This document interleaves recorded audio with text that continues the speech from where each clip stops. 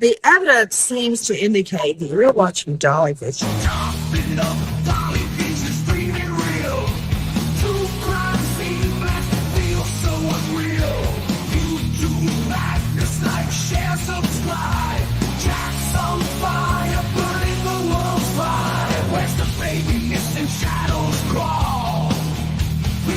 Footsteps down the hall. Fingerprints of the dead, cold as stone. He's got the scoop, there's the route unknown. Dolly Vision headlights, King of Peace.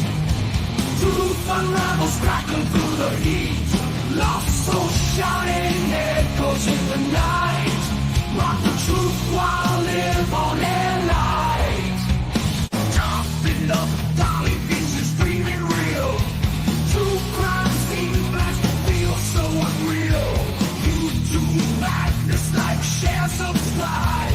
Jack's on fire, burning the world fire. Where's the baby missing shadows crawl? People whisper footsteps down the hall. Fingerprints of the dead, cold as stone. He's got the scoop, there's the route unknown. Dolly Vision headlines, King of Peace. Truth unravels, crackling through the heat. Lost soul shouting, echoes in the night. Rock the truth while live on air light.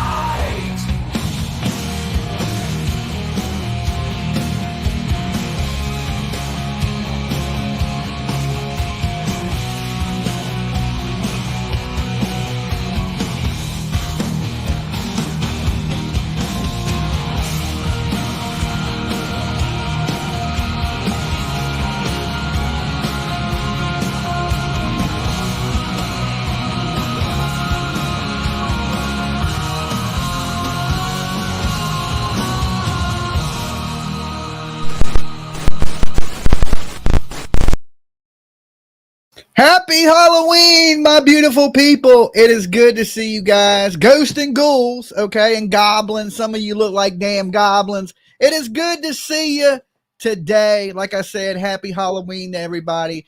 If you're just tuning in, make sure, of course, you leave your DNA all over the like button, okay? Leave it up there. Leave some pumpkin juice along with it. Okay, I see people jumping in the backstage already. Okay, so today we haven't had an open panel where we bring people in quite some time. Usually we just do phone calls, but I have posted the link so you guys can join me today, okay? Just like Michelle is in the back. Let's say hello to her. Hello, Michelle. Hi. How you doing? I'm good. How are you? I'm still trying to get through my intro and tell people what we're talking about today. But basically, today is an open conversation on true crime, a little bit on the Delphi, some on the Jen Soto stuff. We're going to review some videos. And how are you doing today, Michelle? I'm great. I'm sitting at a doctor's office, so I may have to cut out for a little bit. But okay. And I'll get back on. Okay. Well, I wanted to start off with talking about a little bit about this Jen Soto stuff. Let me change the screen a little bit. Okay, there we go. Did she know was my question. And I'm doing a giveaway today. I'm giving away a Dolly hoodie. Okay. So if you want to get in on this Dolly hoodie, I don't know what size it is. Hold on, let me look. It is a medium, okay? It is a medium. And I'm going to do this giveaway in a few minutes, and it's going to be a random guess a number type giveaway. All right. And also, I'm giving away some Dolly soap today, Michelle. Okay. Oh. Bam. So one of these is my new dude bar. So this is for one guy. So if you ain't a guy, or if you win this, give it to your husband because it's not a woman's soap. You'll smell like a man. And then I'm giving away a couple bars of Love Spell, which is one of my number one selling soaps that I have. Okay, so it's basically a Victoria's Secret scent for all y'all people that shop at Victoria's Secret. So that's sold out. What is sold out, PJ? So I don't give something that's sold out away. And if it is sold out, tell me what I can give away real fast. PJ, take the link if you can and come up and let me know. Okay. Yay, giveaway, yeah. So just give me a few minutes and we'll do we're gonna do like a drawing. We'll guess numbers. I'll write down a number for the hoodie, and then you guys just guess in the chat room, and the first person to guess that number will win this brand new Dolly hoodie. Okay. So I just wanted to give back, trick or treat today, for Halloween. What are you going to the doctor for? Nothing bad, is it? Oh no, it's my husband. He's in there and I sit in the car because he takes forever. Okay. All right. Well, I wanted to share this video, and this is a video that Vinny did. Oh, hold on, PJ's coming in. Hey, PJ. Hold on. Hi, PJ. I think she's getting her ear pods and stuff in. Oh, okay. Hey, Ducky. I can't talk, but you're not really listening. There's not really much in the store that's available, and the Hey Dude bar is sold out. The freaking other bars almost sold out. I don't really know off the top of my head what's available. And I asked you if you were doing a giveaway. You said no. I know. I changed my mind. Okay, so don't give away the Dude bar. All right. Can I give away a Armani one? Because I can make. It's out. I mean, unless you want to make soap, but then you're sending out all the giveaway stuff because you still have to send out all the last stuff. Okay, well, I've already said it, so I'm going to give away. Is it okay to give away a couple of the love spells? No. But I mean, if you're going to make more, then do what you got to do, and then you're going to make more. Okay, well, then that's what I'll do. Okay, just the Dude bar, you don't have the ability because we're out of that fragrance oil. Okay, so I'll give away an Armani bar, and I'll give away 2 love spells. Okay. Does that sound fair? Just make sure you tell everybody that you're shipping it and that it could take months. It could take months. It ain't. Well, I mean, the stuff from the heart attack before your heart attack hasn't been shipped, and the stuff before that hasn't been shipped for giveaway. So I'm just gonna be as real as it gets, and I'm not shipping this. Okay, don't ship it. All right, so it may take me a minute to get your order out, but I guess PJ don't, I don't know, but I'm going to get it out to you either way if I have to ship it my damn self. So we're going to do the giveaway on the hoodie in just a few minutes. We're going to jump into this stuff where Vinny's talking about basically the Jen Soto phone calls, and did Jen Soto know that, of course, that Maddie was being molested by Stephen Stearns. Okay. Give merch away, not soap, says Sage. No, I'm going to give the soap away, right? I can give away whatever I want to give away.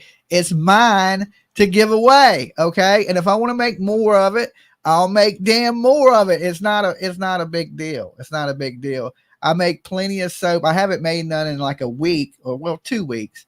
But I'm still ready to rock and roll. I got all my fragrance oils, all my soaps ready to go. So I'll just make some more. I mean, I do the wrap and packaging. I know how to ship. Don't worry. I was the one that started shipping all the packages in the beginning. So I know how to type your address into the computer. Print. Okay. It's that hard. So I think I got this under control. Okay. Under control. So what I do want to do is review this video. Let me share the screen real quick. And this is our cousin Vinny. All right. And it's dealing with Maddie Soto. Okay. Maddie Soto. Story. Madeline Soto had just turned 13. She had a party on Sunday, February 25th. The party wasn't at her house, but at the home of a relative. Her mom, Jen Soto, couldn't go to the party because she was working, so Madeline's aunt dropped her off after the party. That night, Jen's on-again, off-again boyfriend, Stephen Stearns, was at the house to watch Madeline. Jen got home at around 10. At around 11, Jen went to sleep and told Stephen to go to sleep with Madeline in the guest bedroom bedroom upstairs. That was the last time Jen says she saw Madeline alive. Stefan says he dropped Madeline off at school in the morning, but Madeline never made it to school. She was murdered and discarded about 20 miles from her home. Prosecutors have charged Stefan with that murder, but they've also charged him with something else. Years of... Hello? And Jen went to sleep and told Stefan to Can you hear me? with Madeline in the guest bedroom upstairs. You're going to have to turn me down in the background. Can you hear me up here? Stefan says he dropped Madeline off at school in the morning, but Madeline never made school. She was murdered and discarded about... Can you hear me? From her home. I don't know if she can hear me. Also charged him with something else. Years of... Hello? Hello. Okay, you're hearing Yes, me I in can hear the you. You're hearing me in the background. You need to hear me live. You need to turn down the YouTube and just watch me on StreamYard. I think you have both of them open. Let's try that. Okay, did you turn it off behind you? Yes, I did. I'm sorry. Yeah, just because this is live. That's delayed. The YouTube is delayed, but we're live here. If you're on my StreamYard, you're live with me. So Okay. you should be able to hear what I'm playing and not with the loop. Okay. Sounds good. So how you doing today? Happy Halloween. Happy Halloween. Thanks for joining. No, thank you. I follow you, and I think you do a great job taking care of keeping us all informed of what's going on. And I come to you to keep up with all the ongoing cases. Awesome. Thank you. I like your background. It looks pretty cool. All right. We're going to jump back into this. You know, if you need to say anything, just let me know and I'll pause it so you can tap in if you want. Okay. Sexual abuse. They say they found incriminating images of Stearns abusing Madeline on his Google Drive. Abuse that goes back more than 4 years. After his arrest, Stefan spoke to his parents on a jailhouse call, revealing more into his state of mind after being charged with this horrific conduct. It is so incredibly tragic, the life of Madeline Soto, to be sexually abused for all those years, and now her abuser charged with her murder. Okay, I do want to pause it for a second. Did you hear where he said that he didn't start this? He's basically saying somebody else started the relationship with Maddie Soto, and it's weird because he's saying he didn't start it, but because Maddie was 8 years old at the time that he started this, right? How does an 8-year-old start a relationship with a grown-ass man? Or is he saying that Jen Soto started this relationship and they were messing around all together and she is the one that created this? Do you think Jen knew? I think she knew who started it. I'm not sure. I think she definitely knew. Yeah, I think she definitely knew too. And there's rumors that she's checked herself into a hospital. She's going through some, mental health issues. But, this lady basically said that him molesting her daughter wasn't sick and that she don't believe just because he molested her that he would kill her. I think she still thinks he didn't kill her. I think she's still in love with Stefan Stearns. That's just my thoughts on the whole situation. Stefan Stearns is his name. Now, he's first arrested for what was found on his phone, which were all these images of the abuse over the course of years. Then he was charged with murder. And this is the link to get in, guys. Between Stefan Stearns and his parents. His father spends most of the time on the call, but I want to take a listen to a piece of that call because there are parts of it that have raised a lot of questions. I wish there was a way that you and I can have a conversation, all of us could have a conversation to understand what's taking place, how this came about, how you arrived here, because it would help us better understand the situation, because we're at a loss for understanding how all this came about. I mean, we're just totally baffled. Well, I didn't start it. All right, there you have it. He says he didn't start it. Now, I know an 8-year-old girl didn't start a sexual relationship with a grown-ass man. Okay. I've been around a lot of 8-year-old kids in my day. I ain't never seen one of them have sex on their mind. Usually they're playing with their toys, watching cartoons, coloring. That's a normal 8-year-old child, right? This dude has been preying on this little girl for so long, and that's just as far as the videos go back on that phone. Okay. Like before that, he had another phone. Thank you, Nina. Thank you for your super chat. Michelle is back. Hey, Michelle. Yeah, I got kicked off. Oh, okay. All right. You're good to go. But I mean, how can he blame an 8-year-old for starting a relationship, or is he blaming Jen Soto for starting it? I think he's referring to Jen, or in his delusional mind, he may have thought an 8-year-old child was coming on to him. So this is why you watch your kids when they're out trick-or-treating tonight, because there's some fucking serious monsters in this world. Yeah. The boogeyman is real.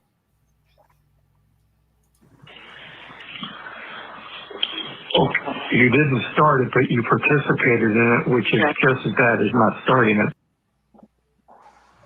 Now they know that. Okay, so his dad was straight up with him. He said, but you participated in it. You took part in it, and that's just as bad as starting it. So, you know, even his mother wrote a letter blaming Jen. Don't take the fall for her. You know what I'm saying? So I think the parents believe that this is Jen Soto's fault. And Jen Soto started this with allowing them all to sleep together in the bed together. Right now, I don't know too many normal people that sleep with their young daughter in the bed with her and her boyfriend. It ain't even like it's her daddy, you know. It's her boyfriend, a grown ass man. And Jen Soto this whole time had to know something was going on, because she was worried about Maddie running off and her and Stefan falling in love together. She called it the Woody Allen effect, you know. So she had that in her mind that something was going on or something could possibly happen, and she still allowed it. No normal person would allow their 13-year-old daughter to go sleep in a room by herself with a grown-ass man that's not her daddy, or not a family, even a family relative. It's still strange. So she had to have known. And, you know, I think they have enough evidence against Stephen Stearns that they didn't have to make a deal with the devil. And, you know, and they could have arrested Jen Soto also. Child neglect, child endangerment charges. And, you know, we still got to remember she lied to the police in the very beginning. She didn't, you know, she said she seen her daughter at a certain time when there was no way her daughter was already dead. She lied about what her daughter was wearing. She loaned him the car to go back to the crime scene. She loaned him the car to go get rid of evidence, because that's what was in that storage locker, right? When the police did raid them the very first time, and they were telling them they went and stayed in that hotel, Stephen Stearns got up in the middle of the night and drove off and went to a storage unit that was 4 hours away.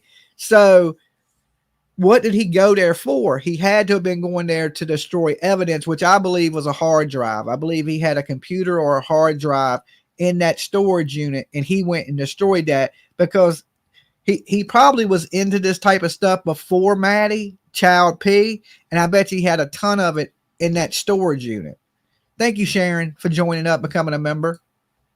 They're being recorded. Everyone, I mean, the beginning of the call is, you know, you are being recorded. So they both know that. They acknowledge that they want to talk about this, but they can't. But then this statement by Stephen Stearns, well, I didn't start it. I didn't start it. That brings me to my first question of our investigation, which is regarding that statement. What does Stephen Stearns mean? I didn't start it. Who started it, and what is the it? He's in jail. He's in jail for two things: facing charges of the abuse over the course of years and for the murder. So what does Stephen Stearns mean when he says, well, I didn't start it? Here to help us figure all this out, YouTuber and the host of Grizzly True Crime YouTube channel, which has owned this story, Gisela K is with us, and also clinical and forensic neuropsychologist and author of the book, The New Rules of Attachment, Dr. Judy Ho. All right, Gisela, let's start with you. How did you interpret this when you heard that statement from Stephen Stearns? At first, my heart dropped because immediately I thought, is he victim blaming? Is he blaming Huntress. Madeline? And the reason I thought that is because he'd spoken to the police before and said, well, there was an incident where she did something with the phone when she was much younger, but she wasn't scolded for it. So I remembered that comment and I'm like, oh my goodness, is he blaming Madeline? Either that, or of course, my interest was piqued of, well, then who started it? Is he shifting blame to Jen Soto? Is it a whole network of people? I wonder. And let me follow that up, though, because what do you think? Do you think the it is the abuse of Madeline, or? I definitely think that it is the abuse. What about you guys? Y'all think the same thing when he says that? Yeah. Yeah, I mean, the it would have to be the abuse of Maddie. And he didn't start it. Maybe, you know, I've always had this, I've said it, and a lot of people may disagree with me, and, you know, it's kind of trigger warning, but I believe the mom was having relationships with the daughter. I know it sounds disgusting and sickening, but I do believe that to be true. And I think she not only knew, but she was taking part. A lot of people think she just turned a blind eye to it. I don't think like that. I think she knew. I think she was taking part. And the reason this, you know, they were in an off and on again relationship. And I believe the reason he kept coming back is because he generally liked the daughter and not her, because she said she wasn't even sleeping with Stephen Stearns, right? Very rarely did she sleep with him. So who did she think this man was sleeping with this whole time, right? So to me, she knew, she was taking part. And her text messages, if any of y'all remember, she said, I cannot risk Maddie sleeping in the bed with me anymore, right? Why would she say something like that? If you're not doing nothing with your daughter, why would you text something like that? Or do you think I think she may have arranged it all. Maybe. And then some of her wording, like their sex life is vanilla, it comes straight out of people that are into like bondage and pretty bad stuff. So I believe that she's a super freak, and maybe he's telling the truth that Jen Soto did start this behavior, doing things in front of him with her daughter, and then he started taking part in it. I mean, it ain't out of the realm of possibility. That's all I'm saying. To the murder of Madeline. And he is disgusting. Very interesting question. That could also go either way. My mind went first to the creation of that content. Like, I didn't start it, but yet he had 35,000 other pictures of other children. So whatever he's trying to deflect blame from, it seems to me like he may have started it. He's just doing the typical predator thing of, well, it's not my fault. They made me do it, or it was too tempting, or it's her fault, or whatever it is. Dr. Judy Ho, this is, they know they're being recorded. He knows he's being recorded. So he's not necessarily going to confess, but it is sort of a confession to being involved in whatever the it is. What did you take from that statement? Exactly. Inherent in that statement is that there was some direct involvement. And just as Giselle said, we don't know. It is quite cryptic, but most oftentimes criminals, predators, they view themselves as oftentimes doing something that isn't so wrong. They've justified it to some degree. They've explained it away so they can still be a good person. Most people, even mass murderers, don't necessarily think of themselves as evil, right? Yeah, like I think his mom don't accept the fact that her son's a monster. They're trying to put the blame maybe on somebody else, and it could be the case that Jen Soto did start this. But you know, his parents really don't want to accept it. Now his dad does. His dad's straight up with him, but he still, you know, is giving him a, you know, that, oh well, you didn't start it, but you took part in it. How do you know he didn't start it? You know?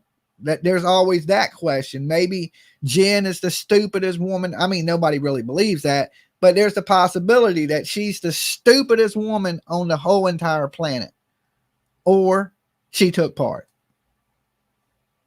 You can say that that's poor insight, but I would also say that that is a form of human protection of your own mind. You don't want to believe that you're. And if you guys, if y'all want to tap in on something at any point, I will pause it. Just throw your hand up so I know you want to say something. Okay, guys, in the chat.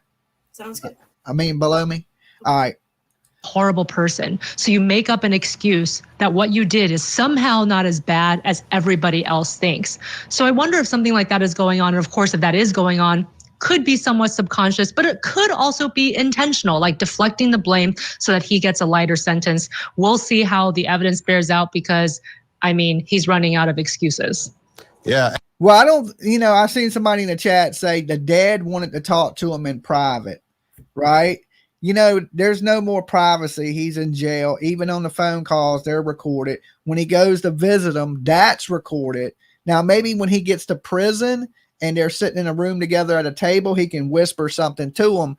But at this point, he's done. He's cooked. Just the charges alone without the murder, the 60 child P charges or the images that were found on his computer is enough to put him away for the rest of his life. Now, it's not enough, and this is why I believe they made a deal with Jen, right? Is because in order to get the death penalty, they may need Jen to testify against him because they know he's gone for life. Everybody knows that, right? But the whole question is he going to get the DP, the death penalty? And I think that's what they're worried about. That's why they gave Jen in those interviews immunity, but they told her that the immunity was off the table if she lied. Then Jen Soto lied. Okay. She said she didn't know the number to Stefan's new phone, but while they're in there interviewing her, she's texting his new phone. So therefore, I think her immunity should have been off the table, right? She should be charged right alongside of him. She should be in jail right there with him. But now she's playing crazy that she don't know what went on. And this is all his fault. When I don't believe that's the case. I ain't saying that Jen started it, but I'm saying Jen 100% knew what was going on, in my opinion. Y'all want to say, y'all kind of agree with that or what? Yeah. All right. And the other part that we've been talking about, throughout, once we learned this fact of the sleeping arrangements as well, was something that sort of struck my mind. The sleeping arrangements, was Jen the one that started this whole thing? And he's pointing the finger that, well, Jen is the one who set up the arrangements that I would sleep with her daughter. I don't know. I want to take a listen here to this interview with Jen Soto, who obviously is in the middle, like in this picture, literally in the middle of all of this. Here's what, and listen to what the investigator asks her as well. Both are interesting. The videos, the text messages, the images, they're all documented forever. This has been an ongoing thing. And her age, I think she probably thought they were in a relationship. She probably thought they were in love because he her male attention, right? She just started liking boys, right? She just got a crush. And Gisela, this is what you were talking about, right? The fact that maybe he's pointing the finger at Madeline for starting this relationship, but it's not. I'm clear. I know it's not a relationship. The detective knows it's not a relationship. It's abuse, period. But looking at it in a different context through the warped mind of Stephen Stearns. Yes, an 8-year-old. There's no way an 8-year-old can consent to an adult relationship. There's just no way. And guys, let me ask you guys down below. Why do y'all think he did this? What was his motive? Do you think it's jealousy because of the new boy she may have been seeing? Or do you think, some people think they thought she was pregnant? Mm-hmm. Right? Yep, I think it's because the judge. Oh, go ahead. I'm sorry. That's okay. I think there's a chance that maybe they thought she was pregnant, but I think it was more with her age that they were getting concerned that she was going to tell, or maybe she threatened to tell. Yeah, because she did say, telling people that she wanted to live in the woods when she was 13. So she definitely wanted out the home. But then, we hear about these pregnancy tests. We hear that they were like keeping up with her cycle. And there was also a message to Stefan from Maddie that was about these coins that you flip that tell you if the daddy or the mother should do the chore for a child. Right. So they were talking about they were talking to each other as in if they were going to have a child together. So, and you know, they knew her cycle was late, right? Not that she was pregnant. There's no proof that she was pregnant, but I'm thinking they started to think that she was pregnant and people were going to find out. And maybe that's why he unalived her. That's just my thought on it. I could be wrong, but it seems kind of strange. It seems a little strange. He could be saying that Madeline started this whole connection. I mean, that is just wow. Is That is terrible, and we've seen it often with predators. That's what they do. They blame the victim. I'm looking at this guy, and I'm trying to.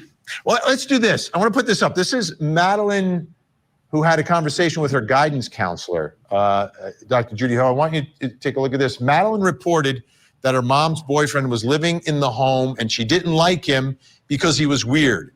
When she pressed Madeline about why she felt he was weird, she claimed it was because he ate all their food, hangs out in their living room, and makes her feel uncomfortable. Madeline reported in December that mom's boyfriend was moving out of the home, and that made her happy. I find that is very compelling. This is like the first time we're getting something from Madeline that hasn't been filtered through Stefan or Jen Soto. What are your thoughts there, Dr. Judy Ho?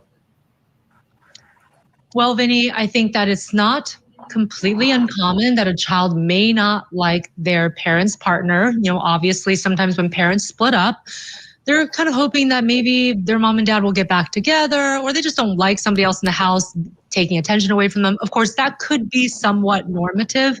Of course, hindsight now is 2020, and it's like, well, what do you mean by weird, that you felt uncomfortable with this person?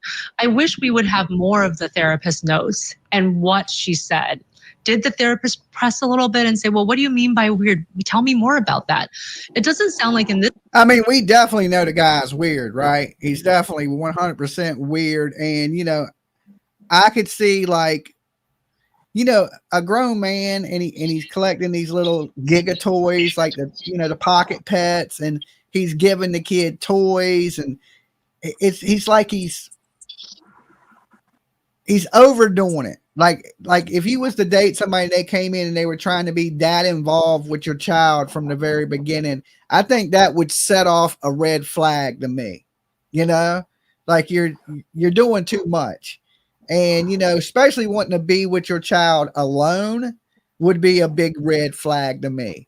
Right. So I definitely think he's weird looking, for one, weird acting, and, you know, just don't have his shit together to be a 30-plus-year-old man, you know, so definitely strange.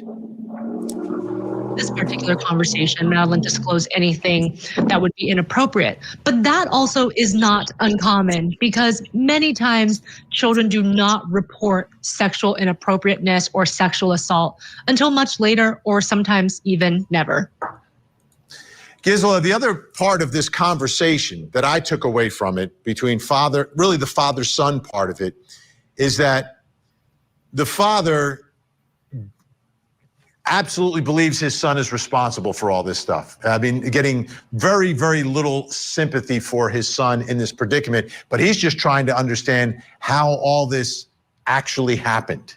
Well, the father's former law enforcement, right? And he been around this dude. He knows his son is a weirdo.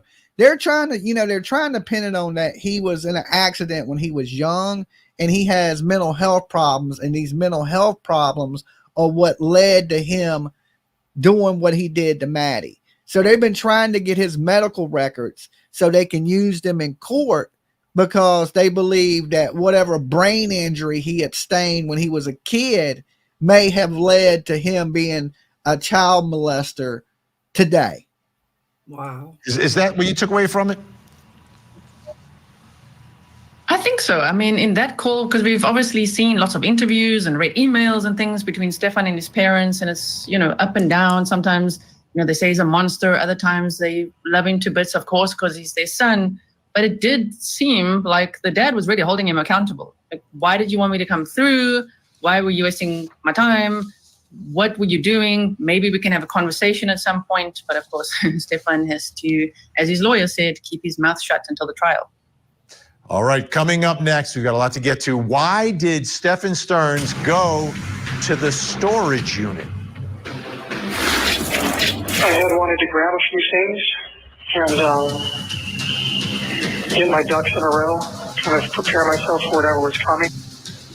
Okay, he wanted to get his ducks in a row, prepare himself. Now, why do you think he went to the storage unit?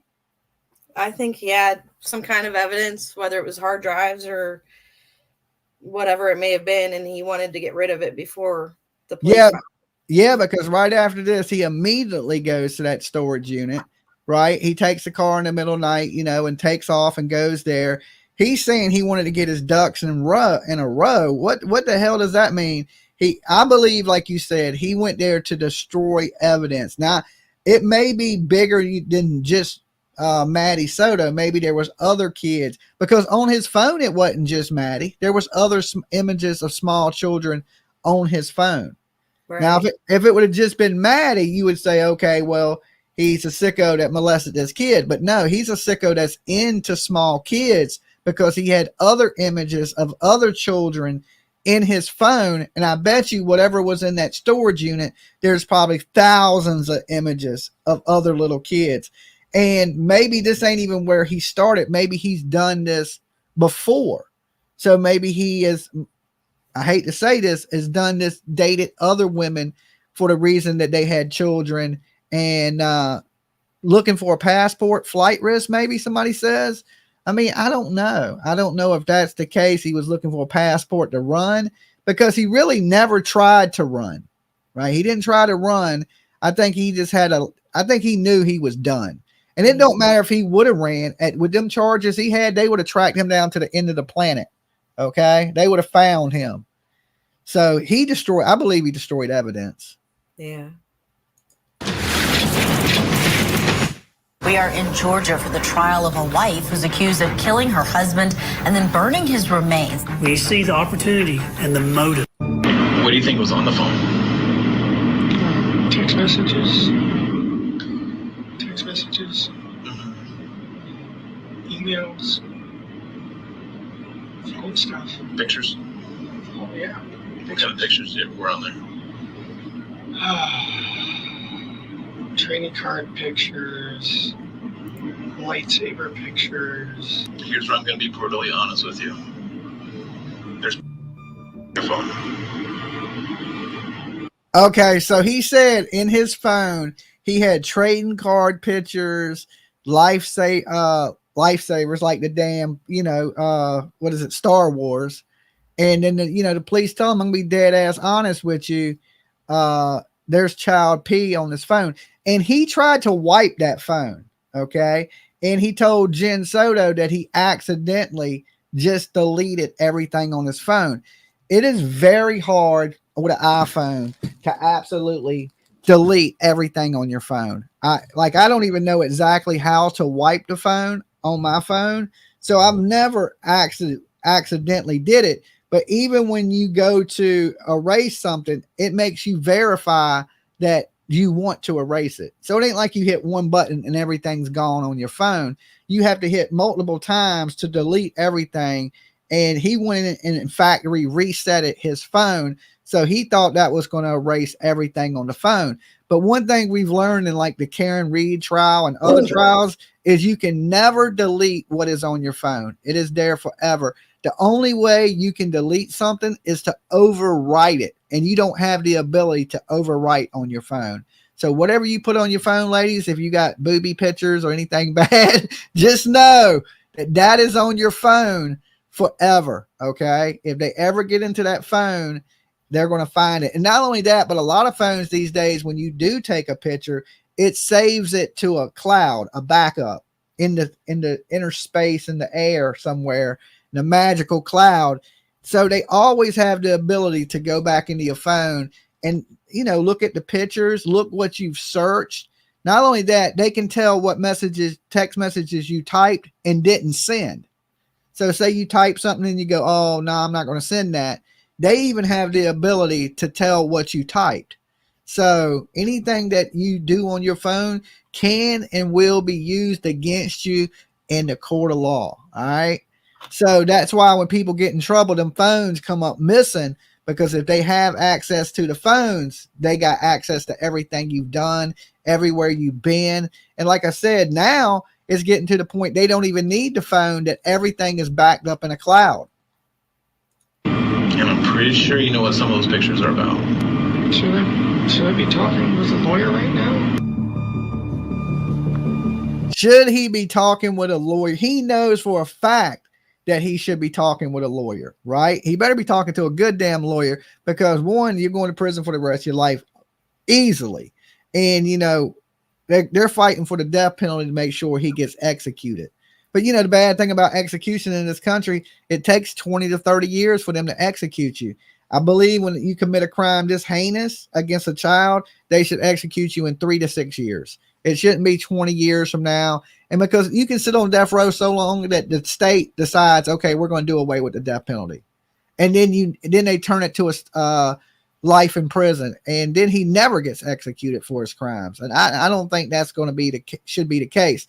Now, I did hear the guy running for president last night, and this was actually good to hear.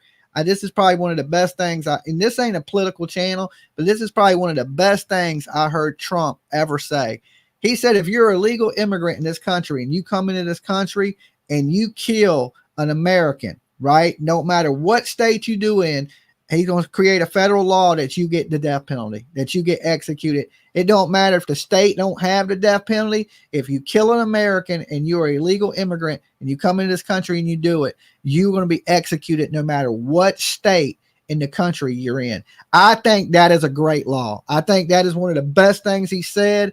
Listen, because it's bad enough we got Americans killing Americans, but other people coming in this country and raping and killing and maiming and robbing. You should definitely pay the price for that, because one, your ass ain't even from here. All right. So I just wanted to touch, I don't want to get into a whole bunch of political stuff on it. I just wanted to bring that up, that I think that is an absolute great law. And we got to bring back the death penalty across this whole country, because it's, like Virginia, where I live right now, we used to be the second largest in death penalties, right? We executed Muhammad, the DC sniper.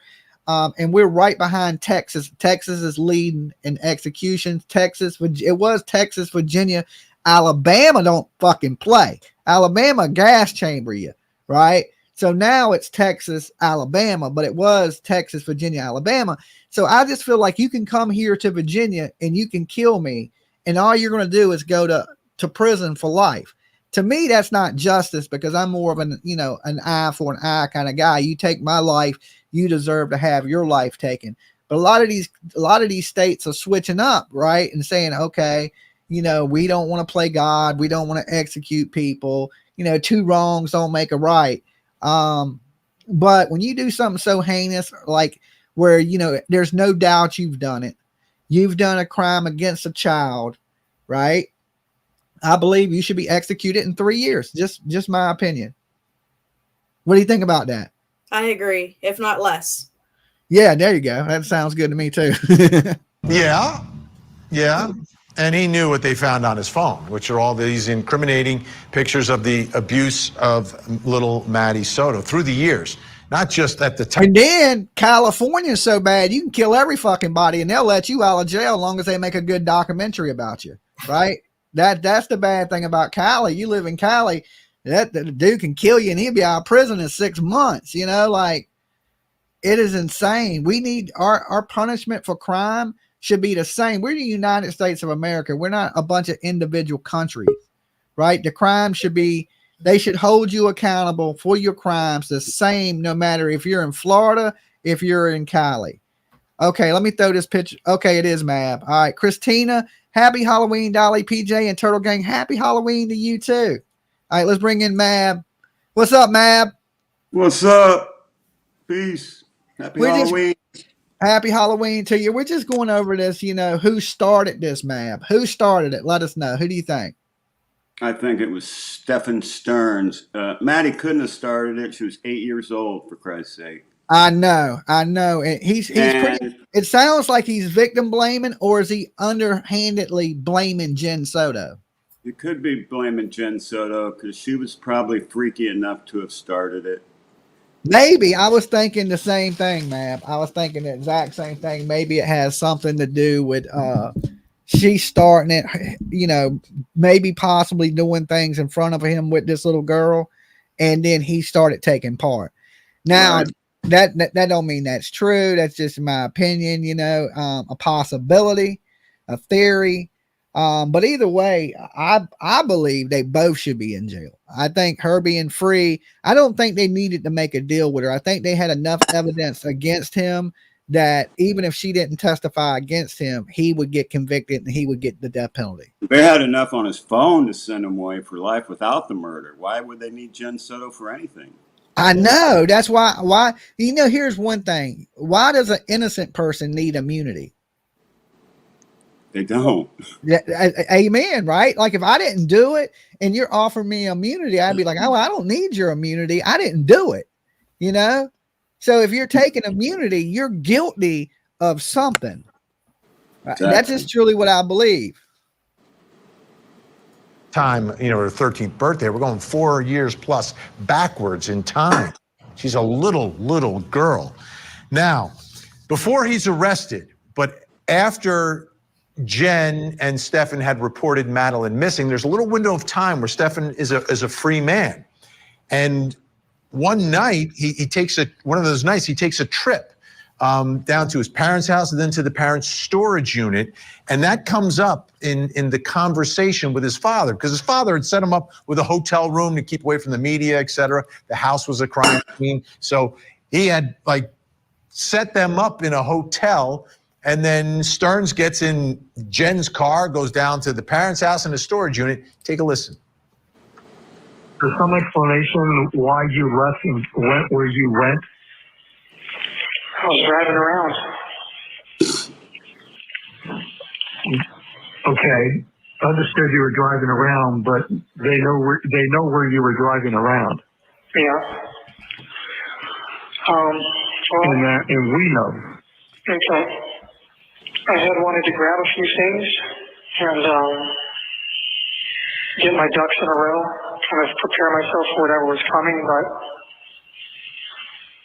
I couldn't find what I was looking for. The old ducks in a row. The old ducks in a row. So he goes to the store. What was he looking for, Mab? He was looking for hard drives and porn and video equipment and any other kind of evidence that he was, you know, had stashed at his dad's house and the storage unit. Yeah, he definitely had something. You know, one thing that struck me odd, and that he had camera equipment, tripod stands, and stuff in the bedroom. Wouldn't you, if you had your significant other or your girlfriend or boyfriend sleeping, you know, in a different room, and they had camera stands pointed at the bed, wouldn't you go, hey, what is going on here? You'd have to be an idiot not to know what was going on. And of course, Jen Soto was an idiot, but I mean, you may come in my house and I don't have no tripod stands in my bedroom. I can assure you of that. But there may be one sitting in the living room. Sometimes I may move it out the way and set it in the kitchen. You know what I'm saying? So, I mean, there's stands sitting around. It ain't odd, I guess, when you internet personality to have a bunch of cameras and mics and stands and lights and stuff like that hanging around. But when you're not, that would be a little strange. Exactly. You know, you would think, hey, what do you shoot pornos? What do you got all this shit for? You know what I'm saying? I mean what? Didn't he have hidden cameras at the room, filming the roommates at some other place? Remember that? No, he was taking his phone and he was putting it under the crack at the bottom of the door and trying to film the roommates. You know, and they had kids. So the mother paid him off to be quiet. Now I don't know about that. Yeah. Which mother? His mother. Was paying off who? The roommates? Paid off the roommate, one of the roommates. Huh, I didn't know about that. I haven't heard anything about the mother giving the roommates any money. Maybe the chat has heard about that. let me knock off some of your rent if you don't tell on my son for being listen, the roommates, I know they didn't speak English. They were, foreigners, but they had to have known, even if you from another country, it don't matter what country you from in the world, when things ain't right. That's a little girl sleep in the room with a grown ass man with camera stands and light. And, he has things in there like lotion and napkins, like he had been in there. Sorry. Doing, things to himself, pleasure in himself. Let's just say that. And sometimes men wake up, at sight. Yeah. Let's just say that. And you got your daughter sleeping with, spooning with some grown ass man that could wake up, a wreck. He's got morning wood. Yeah. And to me, you have to know better than that, right? You have to know better than that. And they made a deal with the devil is the way I look at it. They should both be in jail. Real justice for Maddie Soto would have both of these people locked up. I believe that too. This is an important question, I think, because this is at the point where Maddie's missing. He's still free, hasn't been arrested. So what are these ducks in the row? Brings me to my next question, which is, why did Stephen Stearns go to the storage unit? Back with us, Gazella K and private investigator with more than 2 decades of experience, Jason Jensen. I want to put a couple other pieces of information out there for everyone. Here's Stearns' dad speaking in his interview on Hidden True Crime, and he explains what was going on with one of the computers at the house. Take a listen. I said, hey, look, there's a desktop computer at home. Maybe you guys should come get it. He said, okay, we'll make arrangements to do that. Only to find out that the hard drive was removed from it. I know it was there Sunday morning when he left, because I told the police that after I found that out. So he purposely removed that hard drive. Why? Bam! Right there. Right, that's out the house. What did he take out the storage unit? Cameras, probably recording equipment. And here's the thing, I don't think it's just Maddie Soto. He was getting rid of other evidence that would tie him to other kids. Now, here's a question. Was Maddie his only live subject, or was everything else just pic porno stuff? Was there another live victim, and where are they? Well, I think that may be what he destroyed. I don't think he was just pictures. I think there may have been somebody else that he filmed and he got rid of those videos. And they didn't know it. But if he had other live victims that he molested, did you think that at least one of them would have come forward by now? It depends what age they were, or if they're, some people, things happen to and they don't want to relive it. They don't want to, they don't want to. Yeah. They don't put themselves out there. They may not tell for 20 years, especially if it's, maybe it wasn't just little girls, maybe little boys and different. Maybe it was just kids in general. And, people live with that shame and they never tell anybody and they just bottle it up until they, they go crazy one day. That's true. So maybe there is other victims, or he was just had a lot more child pee on those computers that he wanted to get rid of. Because he thought he got away with deleting the phone. He didn't know that you cannot delete your phone. He was an idiot. Yeah, he was an idiot. Criminals usually ain't the smartest. So he thought they would never find those pictures. So he wanted to get rid of all the other pictures that they could possibly find. And maybe it was just he was trading. I think he was trading or selling these photos. He probably thought he had gotten away with it there for a bit. Yeah, well, that's where he effed up. That was his first mistake, thinking he got away with it. And, of course, he was caught on camera with her unalived in the car. And then, Jen Soto lied, saying she seen her daughter when there was no way possible that she could have seen him. So for her to be so concerned about him getting a lawyer, I mean, where's your concern for your own daughter, woman? I agree. And, when she said, when she agreed to give her immunity, it was if she didn't lie. But she's texting him, telling the police, oh, I don't know his new phone number. Well, you're lying. That breaks your immunity right there. To me, you should be charged with accessory to commit murder. You helped try to cover up the murder of your own daughter. You lied to the authorities about what she was wearing and when you seen her. Exactly. And everything was we this, we that, we this. Right. So she didn't even really shed a tear. Spot, and then she's like, "Oh well, my partner." Yeah, she only cried like it was like Leilani. She only cried when it was against her, when they were putting pressure on her for not being truthful. Then she would cry, kind of like Leilani did. But when it came to just her daughter being dead, she didn't shed a tear. The only tear I saw her shed was when they were reading the verdict. Yeah, she cried afterwards. Yeah, afterwards, once she was found guilty on 19, she cried. And them tears were for her. Them tears wasn't for her child.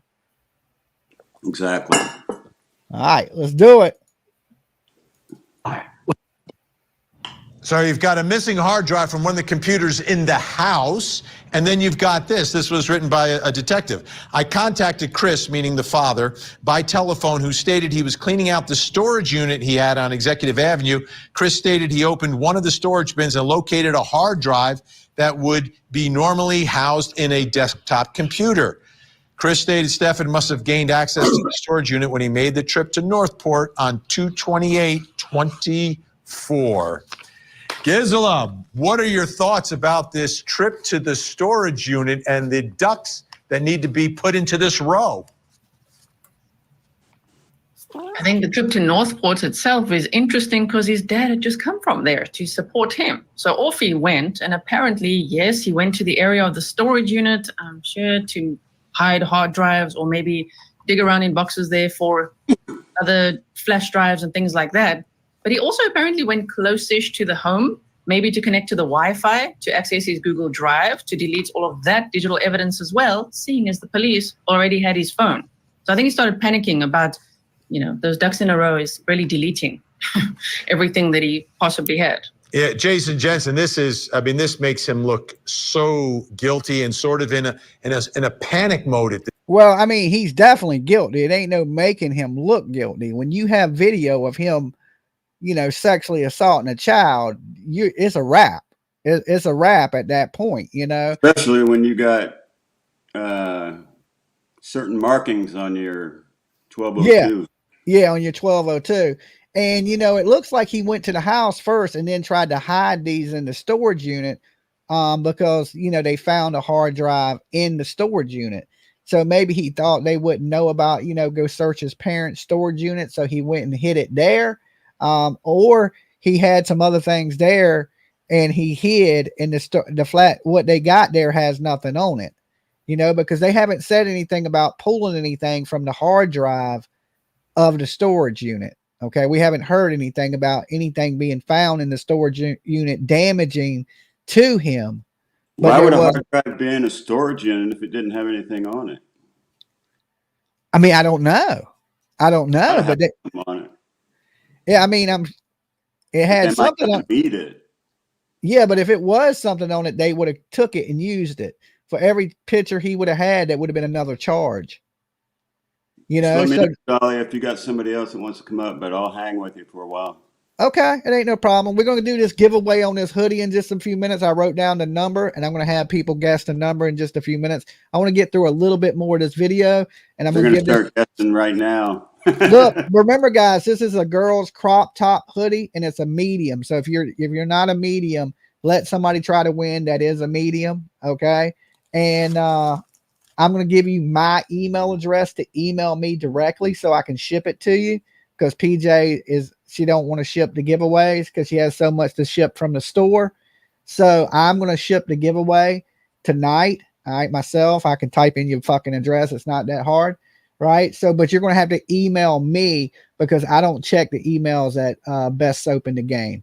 So you're going to have to email, right? jimmyjam757@gmail.com. My mods, when we do the giveaway, my mods will put it in the chat for you. You email me there, your address, and I'm going to ship out the hoodie to you myself. Okay. And what soap I give away. So don't email PJ and worry PJ to death with it because she got enough going on. Just hit me up about it, and I'll make sure that I ship the things out to you myself. All right. this point. Oh, exactly. He's trying to clean house, trying to minimize all the things that he's doing that's illegal. And obviously, possession of child pornography is a federal offense. So if anything else, he's trying to avoid detection for that particular set of crimes. But given the fact that there is a missing teenager, discovery of that would Thank you, actually Carla. tie him to having a motive why Carla's jumping on the Dolly train. Come aboard. We still got room. And thank you for everybody that's been liking. If you're just tuning in, definitely like the video. It helps us in the algorithm. This is the link if you want to come up and hang out with us today, right? Happy Halloween, everybody. I just posted the link. Just get Dolly to 100,000. Get Dolly to 100,000. Sounds good to me. Sounds like a good roundabout number, okay? Like I said, we're going to go through about 5 more minutes of this. And I'm going to give this hoodie away. Madeline would disappear, for instance, that he was modeling for additional photography, which was later discovered in his Google account that he had images of him abusing Madeline for years. And he thought those images, Jason, were the ones that he was able to delete through the old accidental factory reset. Yep. Exactly. But, you know, of course, it doesn't clear anything else that's on the servers at Google. So there you go. That's right. So it gives us, as we look at the way Stearns was acting and reacting, you know, at first we saw him do those TV interviews where people were a little creeped out by the way he was acting. We've seen the body camera footage as well.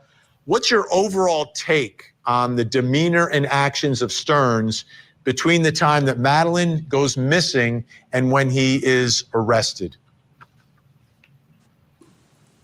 I mean, it's just another dumb criminal. That's all I get from it is he's trying to cover his tracks and be cool and act believable, but none of it was coming across that way. I mean, to me, he was a red flag from that first media interview that we saw when he was cracking his knuckles behind Jen Soto and trying to control the narrative, all of that. The drives up and down in different cars. I mean, but the whole time he's wearing his Fitbit as well. Ridiculous if you think about it now, what he was doing and what we know he was actually up to. Jason Jensen, when you look at this and you look at the allegations, do you think this appears to be a crime when we talk about the murder that was planned out, or something that happened and all of his alleged actions are sort of reacting to a situation that he wasn't necessarily expecting to occur? Well, yes, exactly. As minors of child abuse of this nature, as they grow up, as they go through, you know, school, high school and whatnot, and they interact with others and learn this kind of behavior. Not Harris. Hey, how you doing?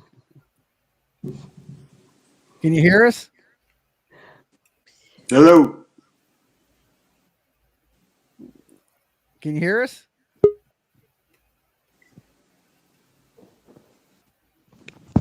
I don't know if she can hear us. Okay, well, look, we're going to take a second.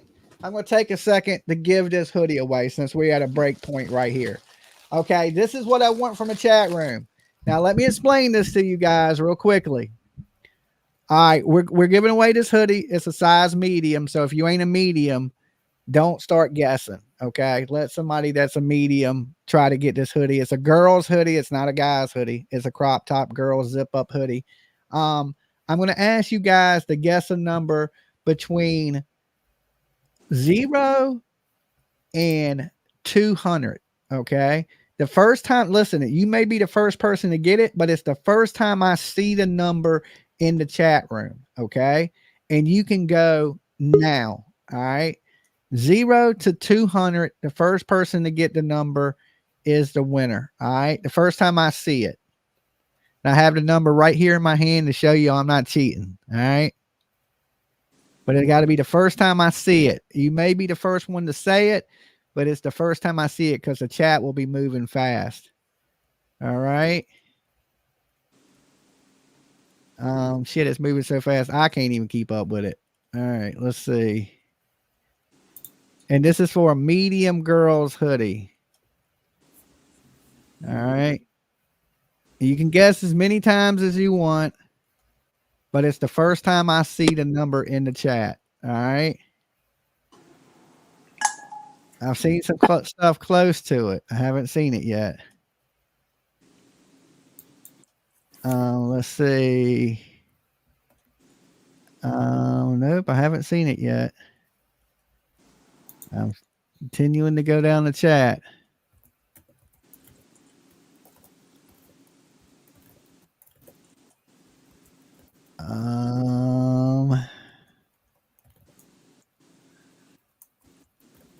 All right, give me a minute. I still ain't seen it. It's a big range, Dolly. I know it's a big range, but there's 800 people in the room, so people have been close to it.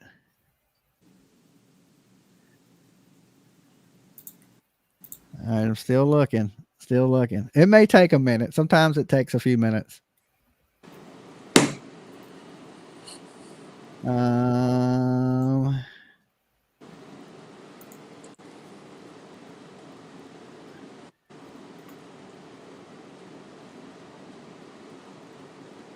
People are really close to it, but they just ain't hit it yet.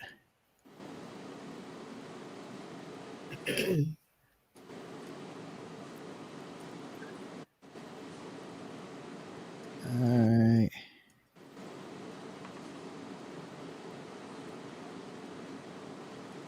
I haven't seen it. This might be a hard one. Pick a smaller range. Pick a smaller range. Okay, we'll do a smaller range. 0 to 150. Okay, 0 to 150. Same number. It's the same number. Yeah, I haven't changed the number. There's 0 to 150.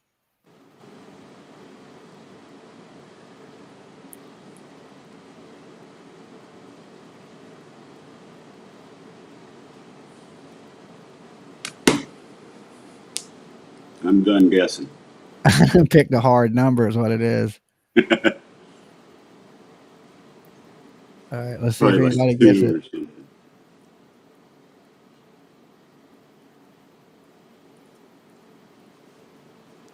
I'm strolling. Hold on. I still ain't seen it. Pick somebody that's close. Nah, they got to get. Somebody was real close. Real close.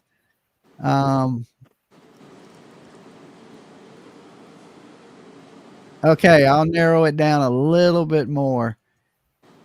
All right, from 50 to 150. Okay.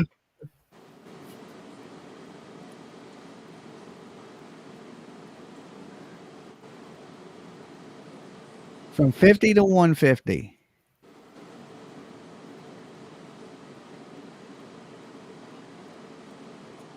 Got it. KP. There it is. There. The number was 127. Okay.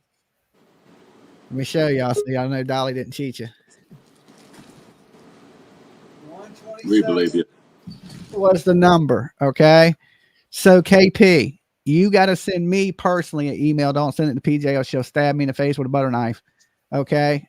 Michelle. You have to stop guessing now. Okay. So real quick, Jimmy Jams 757@gmail.com. Okay. So you're our first winner today. I am going to give away some soap in a little bit too. So stay tuned. I just wanted to make sure we got that first winner. And mods, make sure KP right here, see her stuff on the screen. Make sure she gets the email address so she can shoot me an email. Be patient with me, Sarah. I mean, no, KP. I said Sarah. I don't know why I said Sarah, but KP, be patient, and I'm going to get that out to you, okay? But there's my email so you can harass me, all right? So just be like, Dolly, where's my damn hoodie? And I got you. Happy Halloween. Thanks for being here with us today. Hey, guys, they're in the back. I have to see you real fast, right? Okay, just to make sure it's you. Hey, Aaron. Hey, how's it going? It's going pretty good. Hey, Sarah. I just want to make sure y'all wasn't trolls. You don't have to show yourself now. I just have to see you in the beginning to make sure you're not somebody crazy. So what do y'all think about this whole, y'all think Jen Soto knows now that y'all are tuning in, or what's y'all's thoughts on this case? Yeah, she knew. Sickening. All right, next. It's very sickening. I agree with that. I definitely agree with that. That, you know, this man is a monster. He thought he got away with the pictures, right? He didn't realize, you know, that they had dug that deep. He thought when he went and got rid of them hard drives that he was in the clear, but little did he know they had his ass dead to right. If you're with a stepdad or a boyfriend or anything like that is illegal, all of a sudden they realize, oh, I have to report this. So it wouldn't be surprising to me, because it happens in other cases. The victim mentions something about, hey, what you're doing is wrong, and that person panics. It's like, I got to silence this person before I go to jail forever. And Gisela, the overall takeaway from Stearns in this initial phone call, do you get the vibe that he understands the severity, that he understands that he's not getting out of prison, or is he holding on to some delusion that he's going to be walking out as a free man? Yes, I think the latter. It sounds like he thinks he's going to get out, that he's going to need his social security card. You know, he wants to know where his toy boxes are, literally so much. So I think he was planning for, okay, well, you guys will all be gone. So when I get out, I'm going to need that social security card to set myself up. I mean, I don't know how he thinks he's getting out for those charges. Yeah, and you look at the charges here, Jason Jensen, between the abuse and the images of all that abuse, very serious charge that in and of itself could have him locked away forever. But then you throw a murder and a potential death penalty on top of that. Seems delusional. It is definitely delusional. How many of y'all think he's never getting out? The child. Delusional. Yeah. I got a question. My question is, what he did was horrible. Why is there not a express rush for within 48 hours to have the man executed once he is found guilty? I don't think they don't. Have they ever executed anybody that fast? I know Muhammad, it took him 3 years. Back in the day, they used to. Yeah, if he was Saddam Hussein, they walk you out to court and hang your ass, right? I just think that they should let him out of jail and let real justice come to him, which is they're keeping him in there and they're wasting money to make a spectacle. Yeah, well, I mean, if they let him out of jail, a mob would get him with pitchforks and torches. Which is justice. The courts are preventing the justice. He's sitting in jail 3 meals a day, reading books. He's not suffering at all. I agree with you. Versus if, government gets in the way. They say, no, you're not going to do anything to this man. We will decide his fate. So they're going to keep him alive for the rest of his life. And if, he could be in isolation, I'm just saying, he might be bored, but he will be comfortable. Yeah. I got a question. Do y'all think it was a spur of the moment, he flipped and did it? Or do you think there was some premeditation to it? I think there was premeditation to it, but that's just my opinion. I think he flipped and premeditated it. I mean, there's a couple motives that I could put out there, that he was jealous of this new boyfriend that Maddie had, this young man that she was seeing. Or they believed she was pregnant. That's why there was the pregnancy test. That's why they were monitoring her period. That's why there's the talk of the coin, the parenting coin, because she may have believed she was pregnant, even though she wasn't. And they say in Florida, if the baby can't live outside the womb, they don't charge you with double murder. Like here in Virginia, you kill a pregnant woman, you're getting charged with 2 counts of murder. But if she was pregnant, it was only 1 month. Yeah, that the baby couldn't have lived outside the womb. That's why they haven't charged him with double murder. But we haven't heard anything about her being pregnant, but there's the possibility, even though she wasn't pregnant, they thought she was at the time. Why it's possible that he was going to attack her again or do what he does, and she said, I'm over, I'm done, and fought back. I think she at some point thought they were in a relationship. She had been abused so long. What is it, Stockholm syndrome, where you're like, right? So I think she thought she was in a relationship with this man, and that's why she was sending him emails about parenting coins. You see what I'm saying? So I don't think so many people think she was going to run tail. I don't know if that's the case, because I think in her mind, she thought she was in a normal relationship with this grown ass man.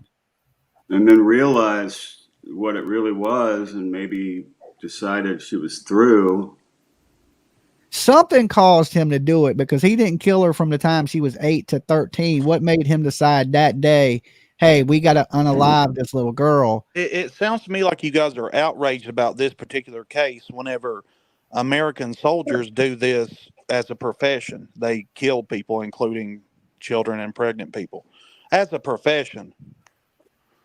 Yeah, I mean, that happens. Yeah, I mean, that happens in war. Okay, Yeah. so this case is not really, I mean, so they're just putting the emphasis to just stir up a little drama or whatever.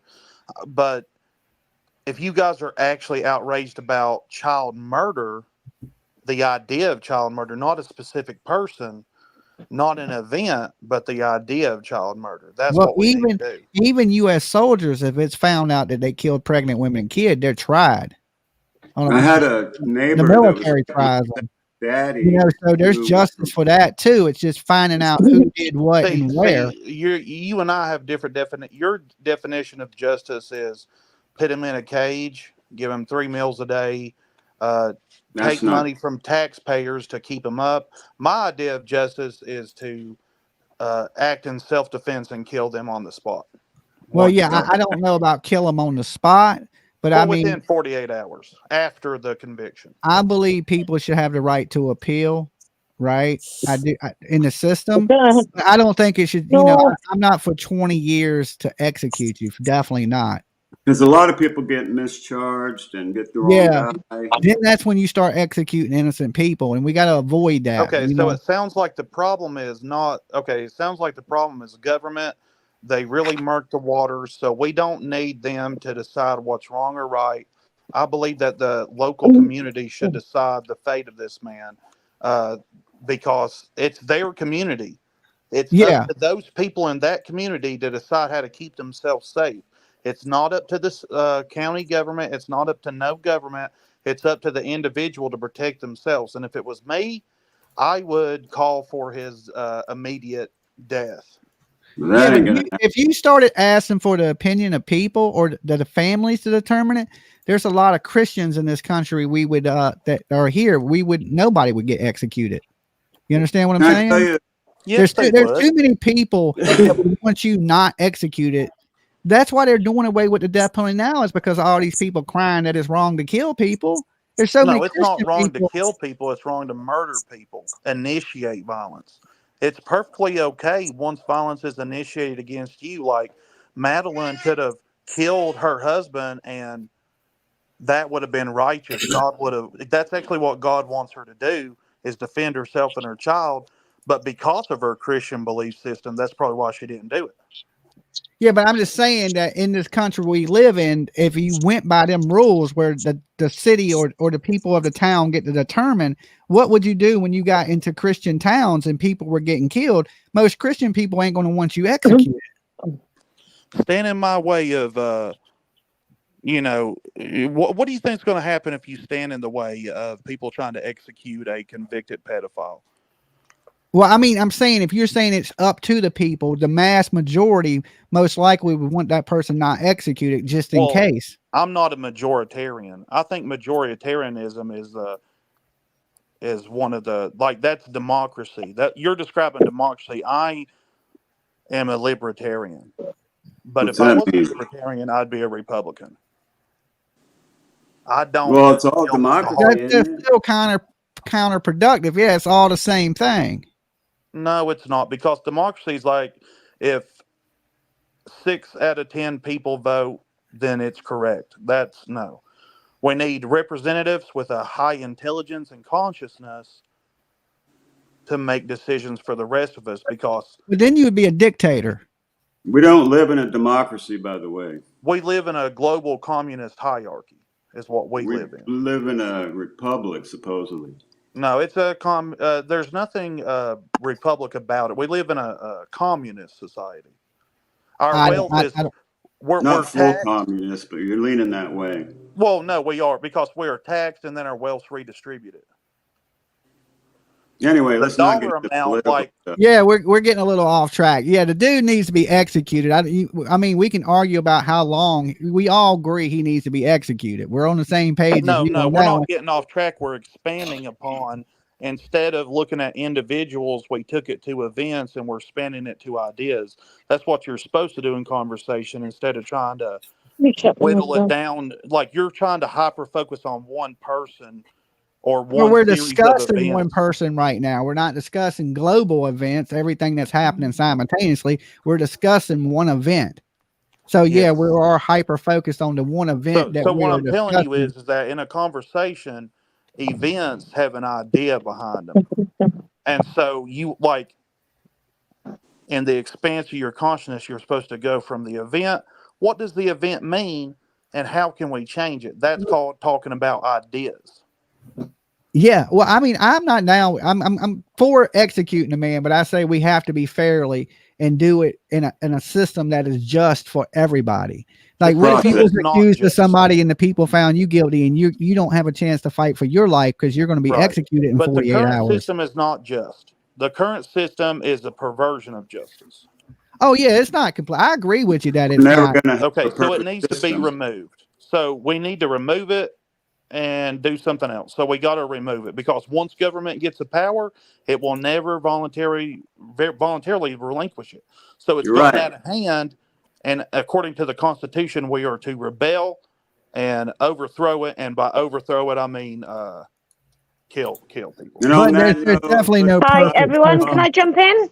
Yes. Hi, I'm Sarah. I've just been sat here listening. Sorry. Can we go back to the Stephen Stearns and Why are you can trying to I give shrink the my conversation? pardon? just let the Okay. lady speak. Yeah. She's saying, can we go back to talking about people? I'm telling you, She Oh, wants to talk start about with the Stephen person. Stearns. You talk about events. You don't keep talking about events. That'll never get you where you want to go. You talk The about purpose of this ideas. podcast right now is to talk about this particular event. Yeah. Yes. We're not. Small-minded people talk about. Let's let this Okay. young Go, lady with the go ahead, ass Sarah. finish her stuff. I hate to have to mute them, but we got to let Yeah. other people have a conversation. This is a group conversation. Yeah. I just want to. Yeah. I've been following you for ages, Dolly. I just want to say. I don't think. I think the mother. I think she knew all about it.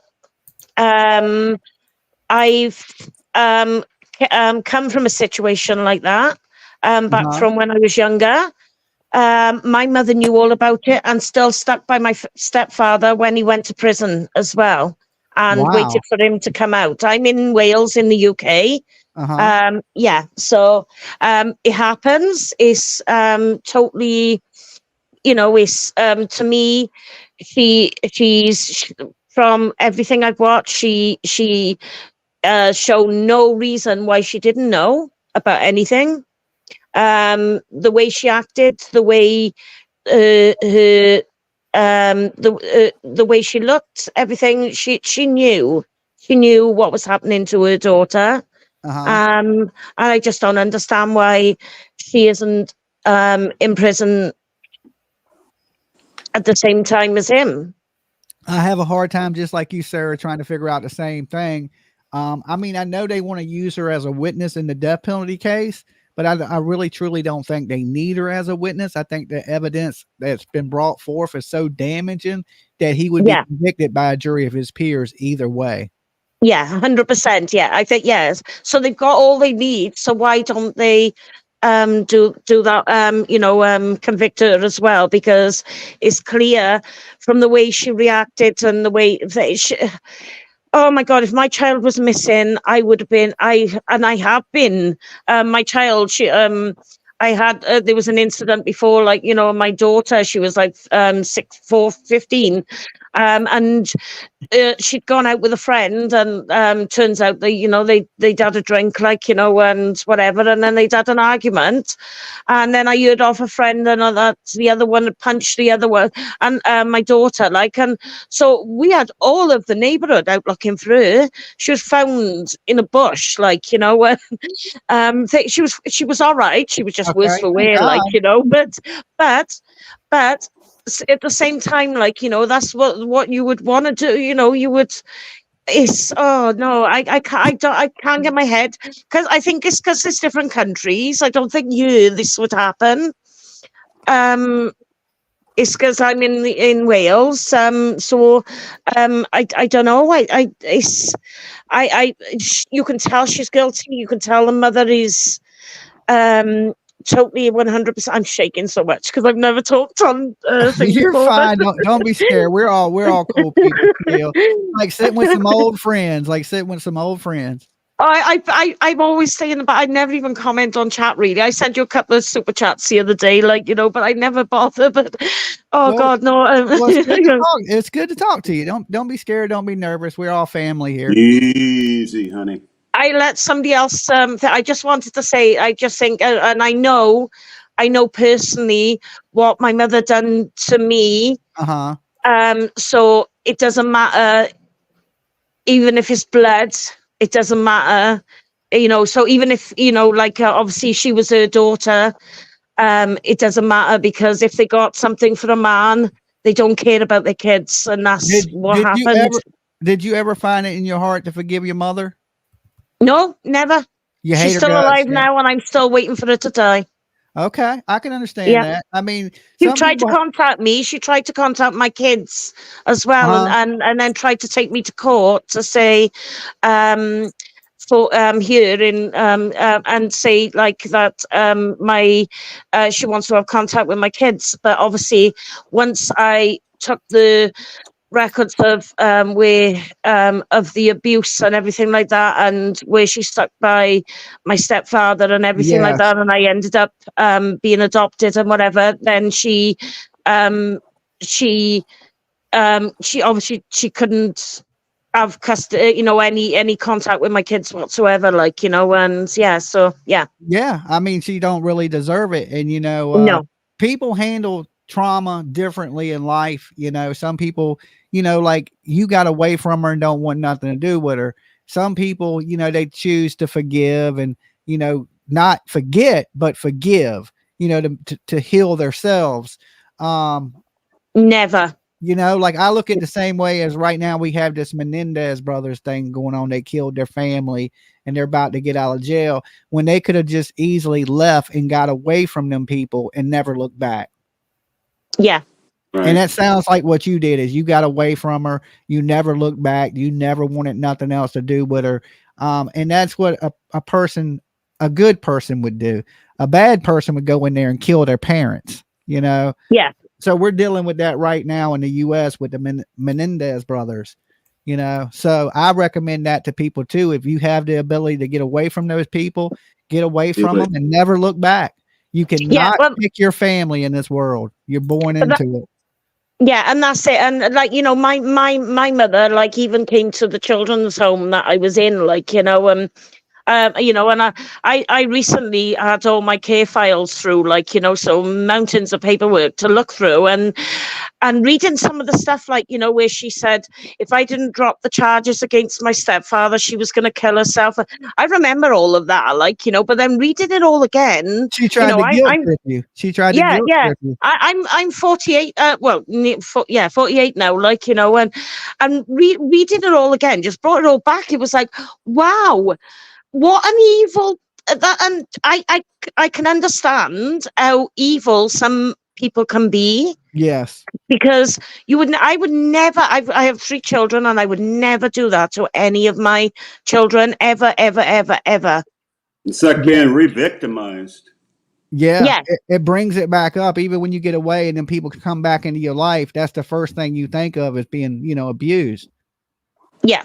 So when I see Jen Soto, I look at her and I think, evil bitch, evil thing. She knew, and you know, the way she reacted, the way, you know, how you see her, she didn't react like a mum that was missing her child, and you know, and that she had more sympathy for Stefan than she did have for her daughter, and that just, and been through that, know it, and it was like, nah, she knows, and I can't believe she's gonna get off with it.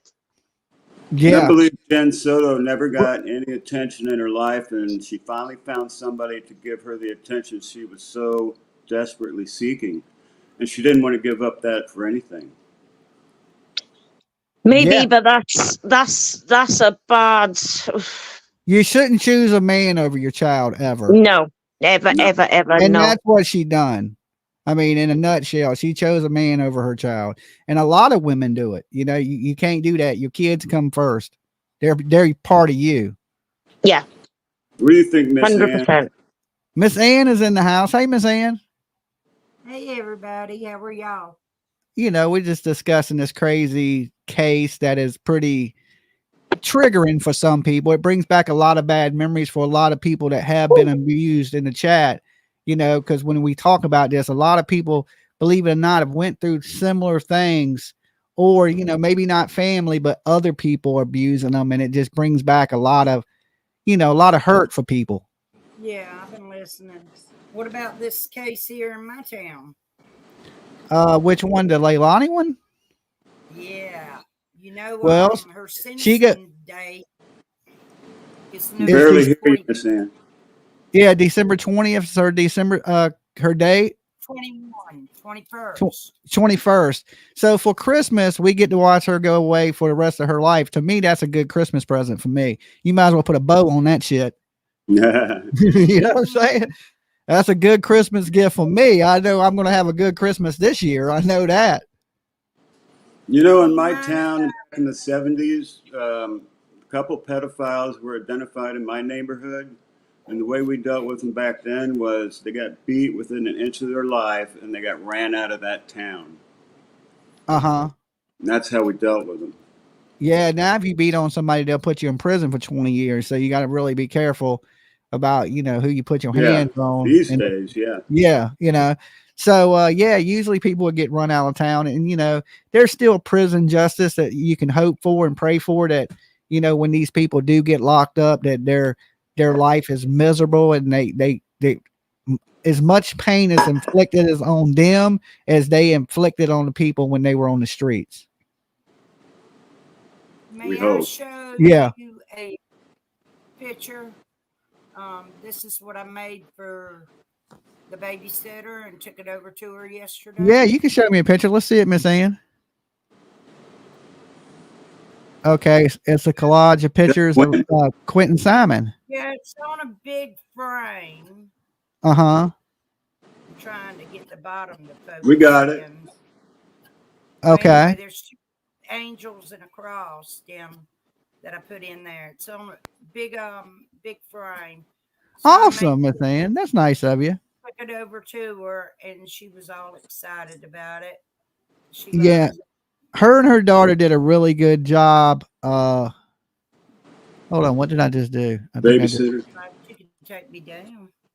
Okay. I accidentally stopped sharing the screen is what I did. I knew I did something wrong here. Okay. Well, yeah, they did a good job testifying in that case. So let me add this back to the screen. All right, let's jump back in. I know I'm getting off track because I know y'all talking about this one particular trial, but did Okay. you notice throughout Leilani's trial, even when they questioned her, showed all that, you know, the investigations, she never shed a tear until she was guilty. The tiny little tears coming down. Yeah, I mean, she cried for herself. She never cried for her child, which is a shame. But you know, justice was served. She was found guilty on all the murder charges, disposing of the body, the lying to the police, and now it's just a matter of giving her the rest of her life in prison. Yeah, it's supposed to be November the 21st at 10:30 a.m. in front of Judge Stokes again. Yeah, I may have to come down for that one. So, I might have to fly in to sit in the court for that when she gets sentenced. I'm gonna sit right here at the house and watch it on the computer. I'm not going down there and mess with all Y- that. Yeah, I may have to be there in person for that one. That would make a good Christmas gift to me. I'm going down there to unwrap my present. Actually, Thanksgiving, because Thanksgiving is during then. It's December 21st, right? Now they're saying No, it's November something. Well, let's see. Is it November or is it December? Yeah, December the 21st is on a Saturday. So Oh. yeah, November the 21st, but I thought that was Thanksgiving Day.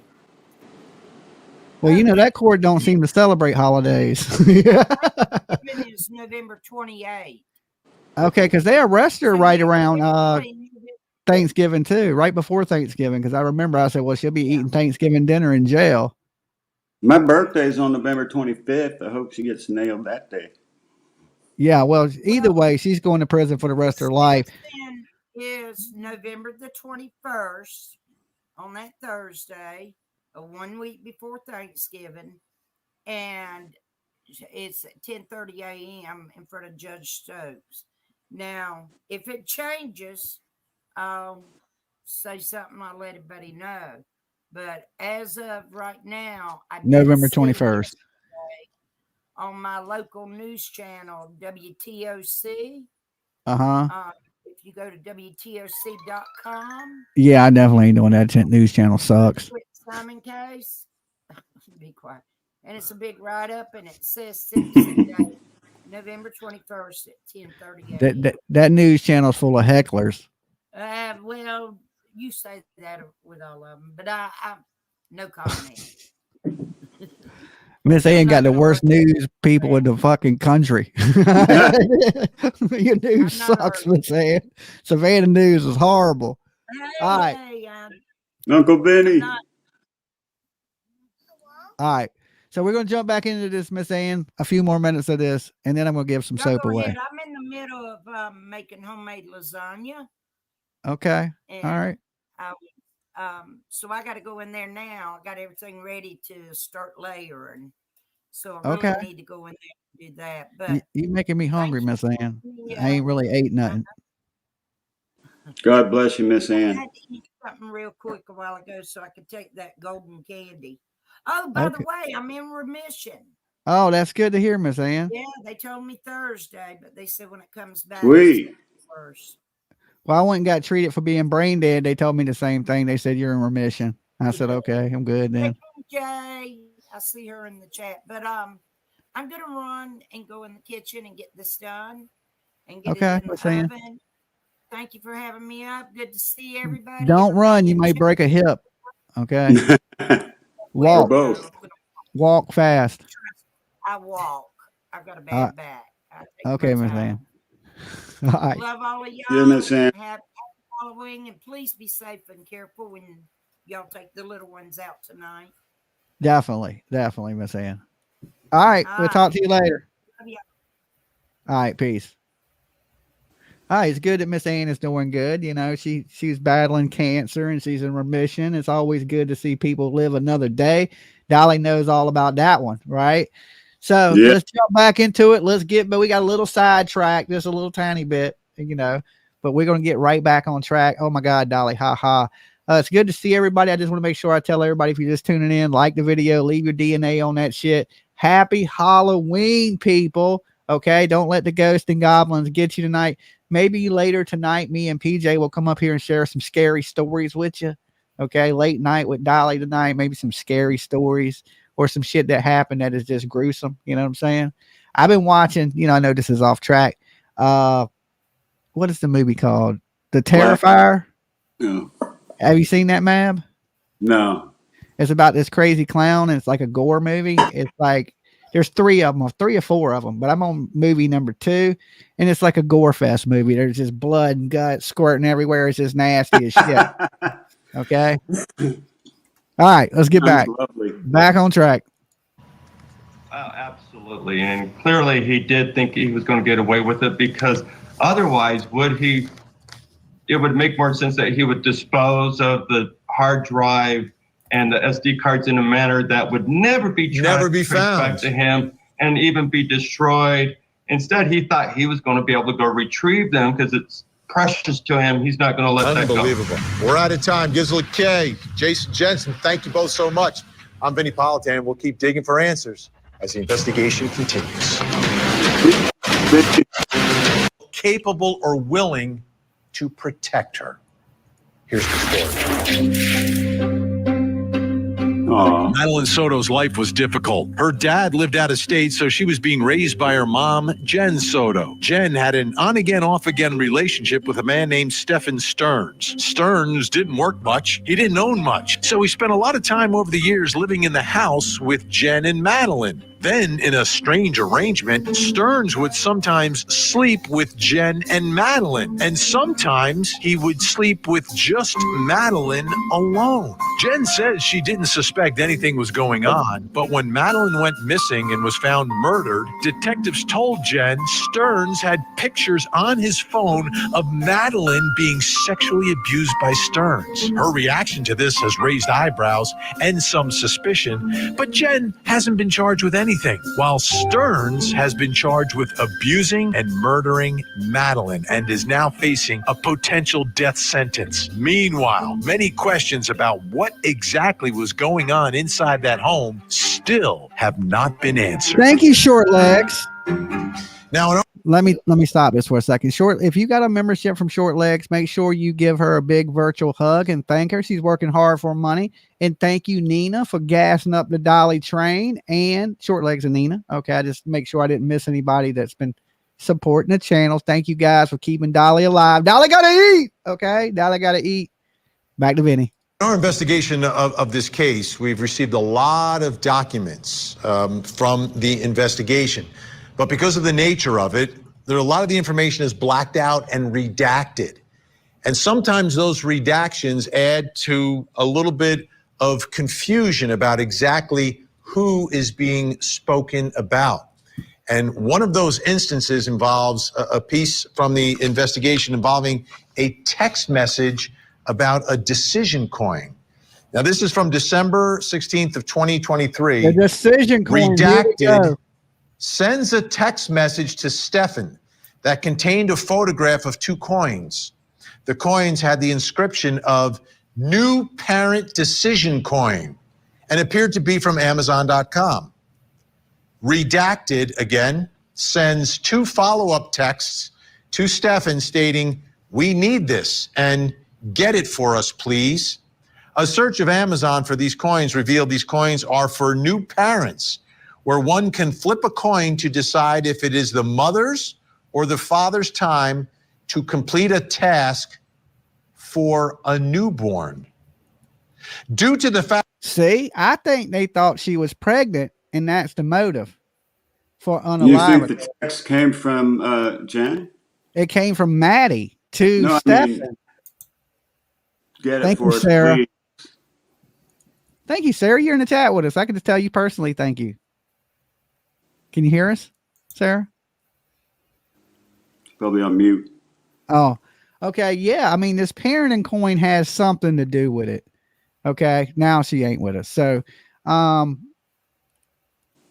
yeah, I'm thinking they thought in their mind that this girl was pregnant, and that may be the reason why they unalived her. Do you think the text that said "Get it for us, please" came from Jen? No, it was sent from Maddie to Stephen Stearns. Gotcha. So Maddie thought she was pregnant too. And because she thought she was in a relationship, maybe she thought it was normal. Yeah.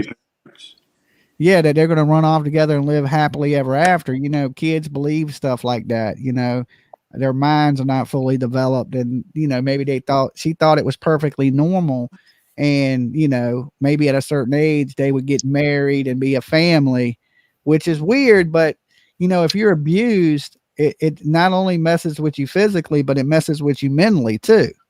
Exactly. The fact that this conversation was not near Father's Day or Mother's Day leads one to believe Redacted and Stefan had possibly spoken about conceiving a child. Wow. Wow. Now, I I want to was show you what thinking we the found on same thing. Amazon. Wow. This is the Amazon Parent Decision Coin. You can see what it kind of looks like. You know, on one side, it's daddy's turn. On the other side, it's mommy's turn. And I guess it's for things like changing diapers, maybe feeding the child, whatever it is, being the one that stays up at night. But wow. It's something that new parents would want to purchase, or someone planning on becoming parents. Which brings me to my next question in this investigation. Who sent this message to Stefan Stearns? Who was perhaps talking about conceiving a child with Stefan Stearns? Joining me to help get to the bottom of this, editor for the Osceola News-Gazette in Orlando, Florida. He was in the courtroom to actually see Stefan Stearns in his first courtroom appearance. Ken Jackson is with us. Also joining us, clinical and forensic neuropsychologist and author of the book, The New Rules of Attachment, Dr. Judy Ho. Now, I guess there's a couple different ways to look at this. Is her name Judy Ho? Dr. Ho, she's pretty. Yeah, I mean, can you imagine going to school with your last name being Ho? Shut up, Ho. Yeah. I'm just saying. You know, she got picked on a little bit in school with that name. Yeah. I mean, she's a pretty woman, but hey, Ho, Judy Ho. I mean, you got to live with that. You know what I'm saying? Yeah. Good Lord. I'm glad I got a common name. I don't have such a common name. This one, it could be Madeline sending this text message. Dr. Judy Ho, I want to ask you about that first. Is that something that you would conceive even possible? Now, we know there's been ongoing years of sexual abuse.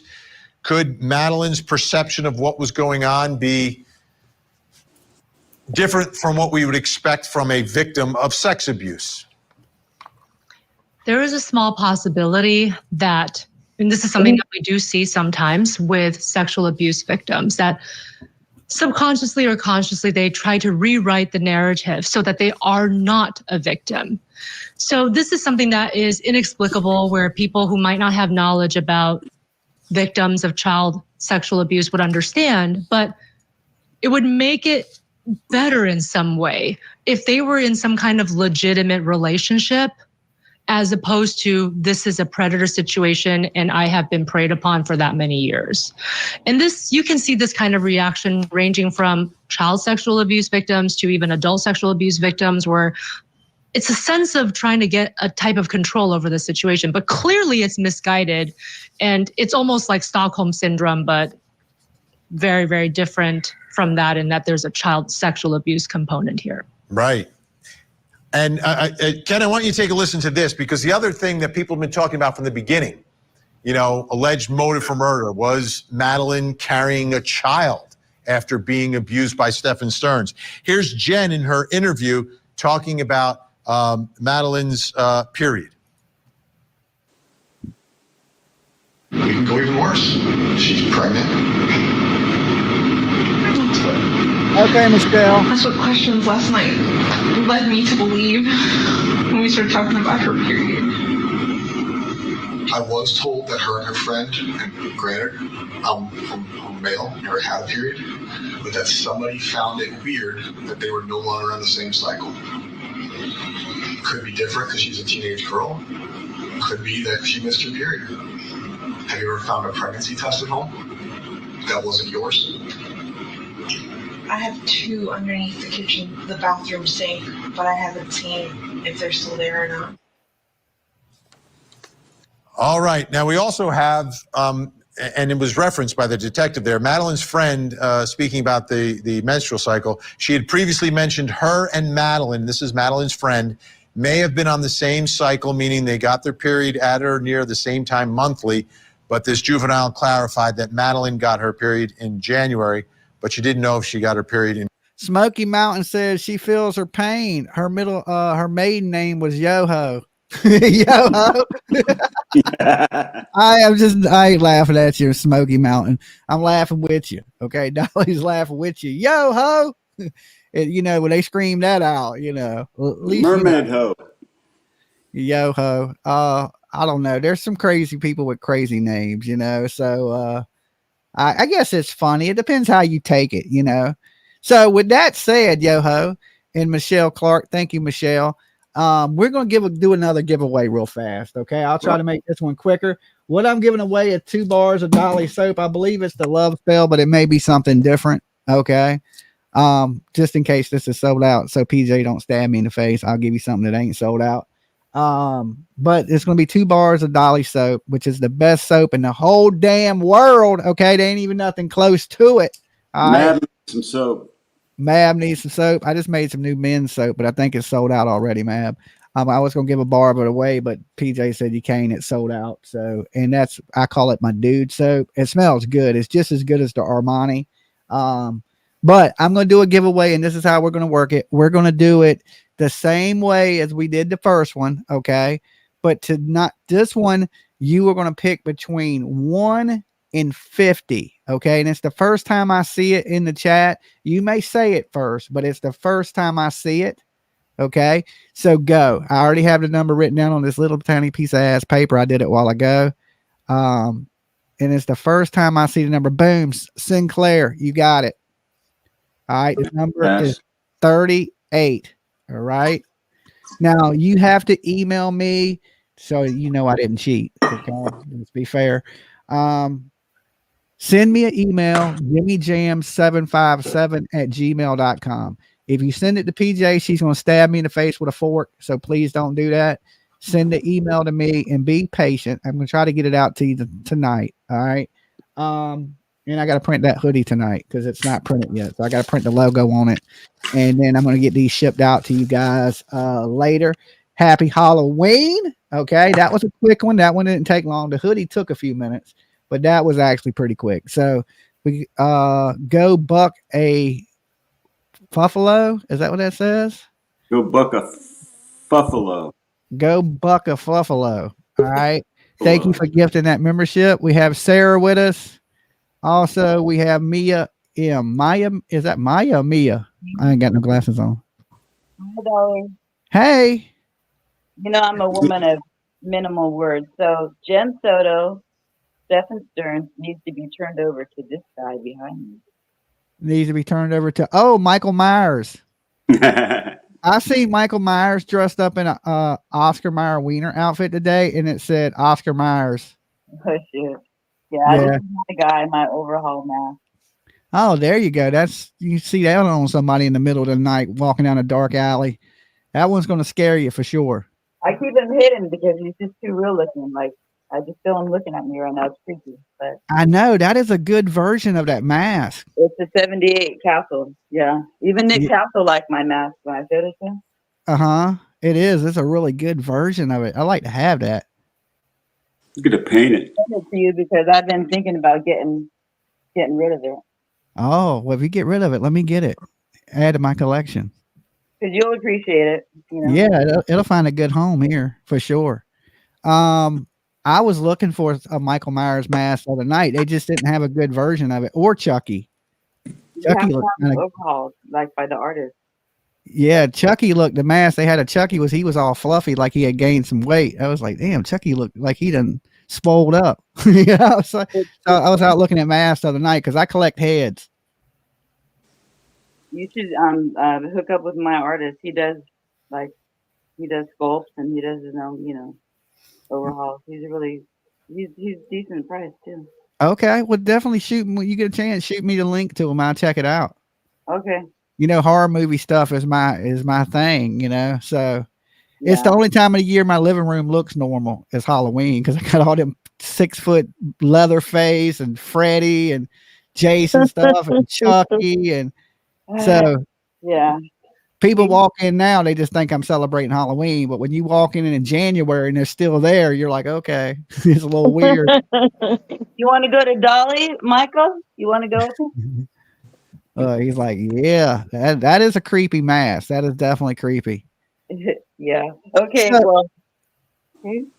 All right. So let's jump back into this. Okay. Talk to you later. Bye, guys. All right. Bye. In February 9th. Actually, that redacted may be Jen there. Again, the redactions get sometimes confusing. So Ken, what are your thoughts here on the prospect? Because this is, a lot of people have been talking about this, right, as a potential motive, but we haven't heard or seen any evidence that Madeline was carrying a child. Right. I mean, this was something that had been speculated early on that it would create a motive that Madeline was potentially, pregnant, and was it Stephens? And we didn't really hear much about that in the last couple months, as some of these audio pieces have come out with Jen, with Stephen, with the roommates.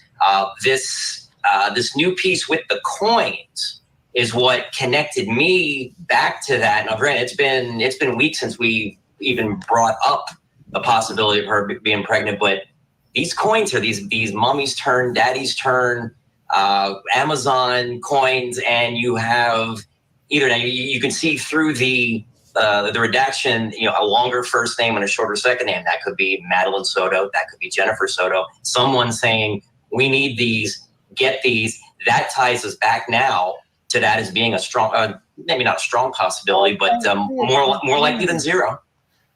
And the other part of this is that Jen Soto, they were not like boyfriend and girlfriend at this time, right? It was something strange evolving in the relationship between Jen and Stephen, but I don't think they were sexually active. So why would they be looking for these? I will play this piece though. This is from Jen's police interview, describing their responsibilities towards Madeline as the child, not a newborn, but as a child. He's not a very clean guy. He's kind of a little hoarder, a collector. So just my house was always a mess and never the way that I wanted it to look. Or the clutter just gave me anxiety. So I asked him to go upstairs and he did. And he lived upstairs until until December of last year.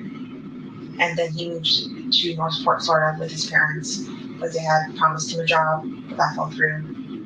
So we were in the process of trying to get him to come back up here to get his job back at Disney and for him to move back into the house for a little bit. And I'm not sure long term. I know temporarily I was willing to accept him back.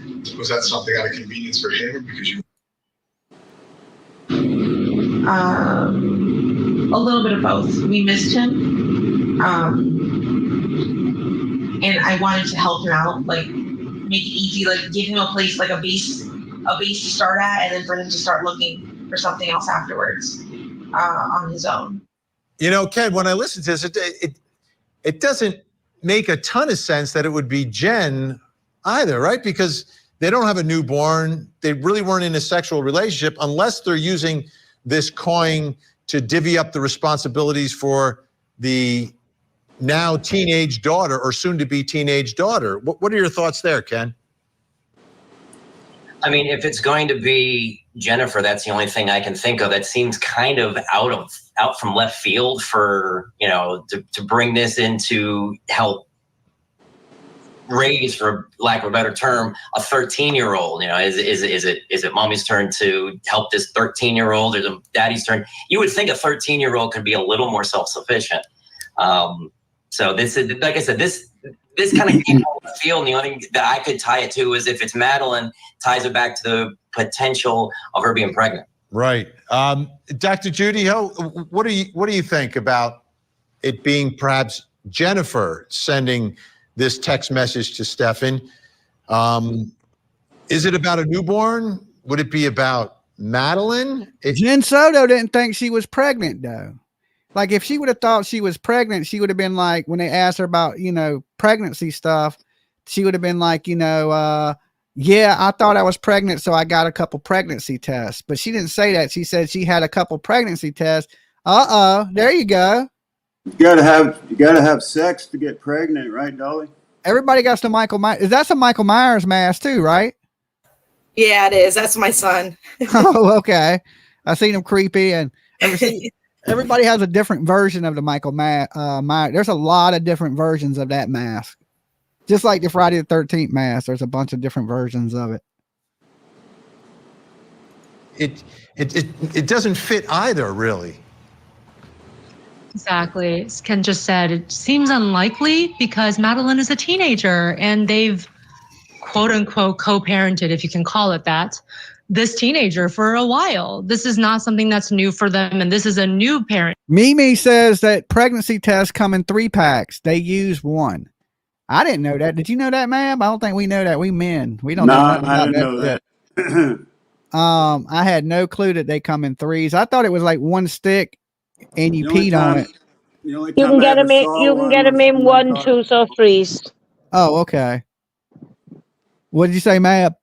The only time I ever saw a pregnancy test is when that red line happened with when my ex-wife was pregnant with my daughter. Yeah, I don't think my baby mama, she went to the doctor and they told her she was pregnant. So there was like no pregnancy test done. So I never I celebrated. So yeah, I was good to go too. I was happy to be I was 25. So it was about time for me to have a kid. That's the only one I got. So, I learned my lesson after that one. You get me one time. That's it. You got me. All right. So, decision coin. It's kind of like a cute way of learning, who's going to be responsible for what, who's going to be the point person. If somebody's tired, can we just flip a coin because both of us don't really want to do this right now, right? So I don't think that the function of the coin, it would make sense that Jennifer was the one sending the message. Yeah, and I think I heard a child behind you, Dr. Judy. Is that true? Yeah, and you're probably hearing my toddler. I mean, we need that coin. That's what I was going to say. We're going to send you one of those. All right. Guests are staying with us. When we come. That hoe don't need no coin. I'm just playing. She seems like a nice hoe. All right. She seems like a very good hoe. All right. There was a hoe. You know what they say, man? You can't turn a hoe into a housewife. I'm just picking. She seems like a sweet woman. Come back. Still to come.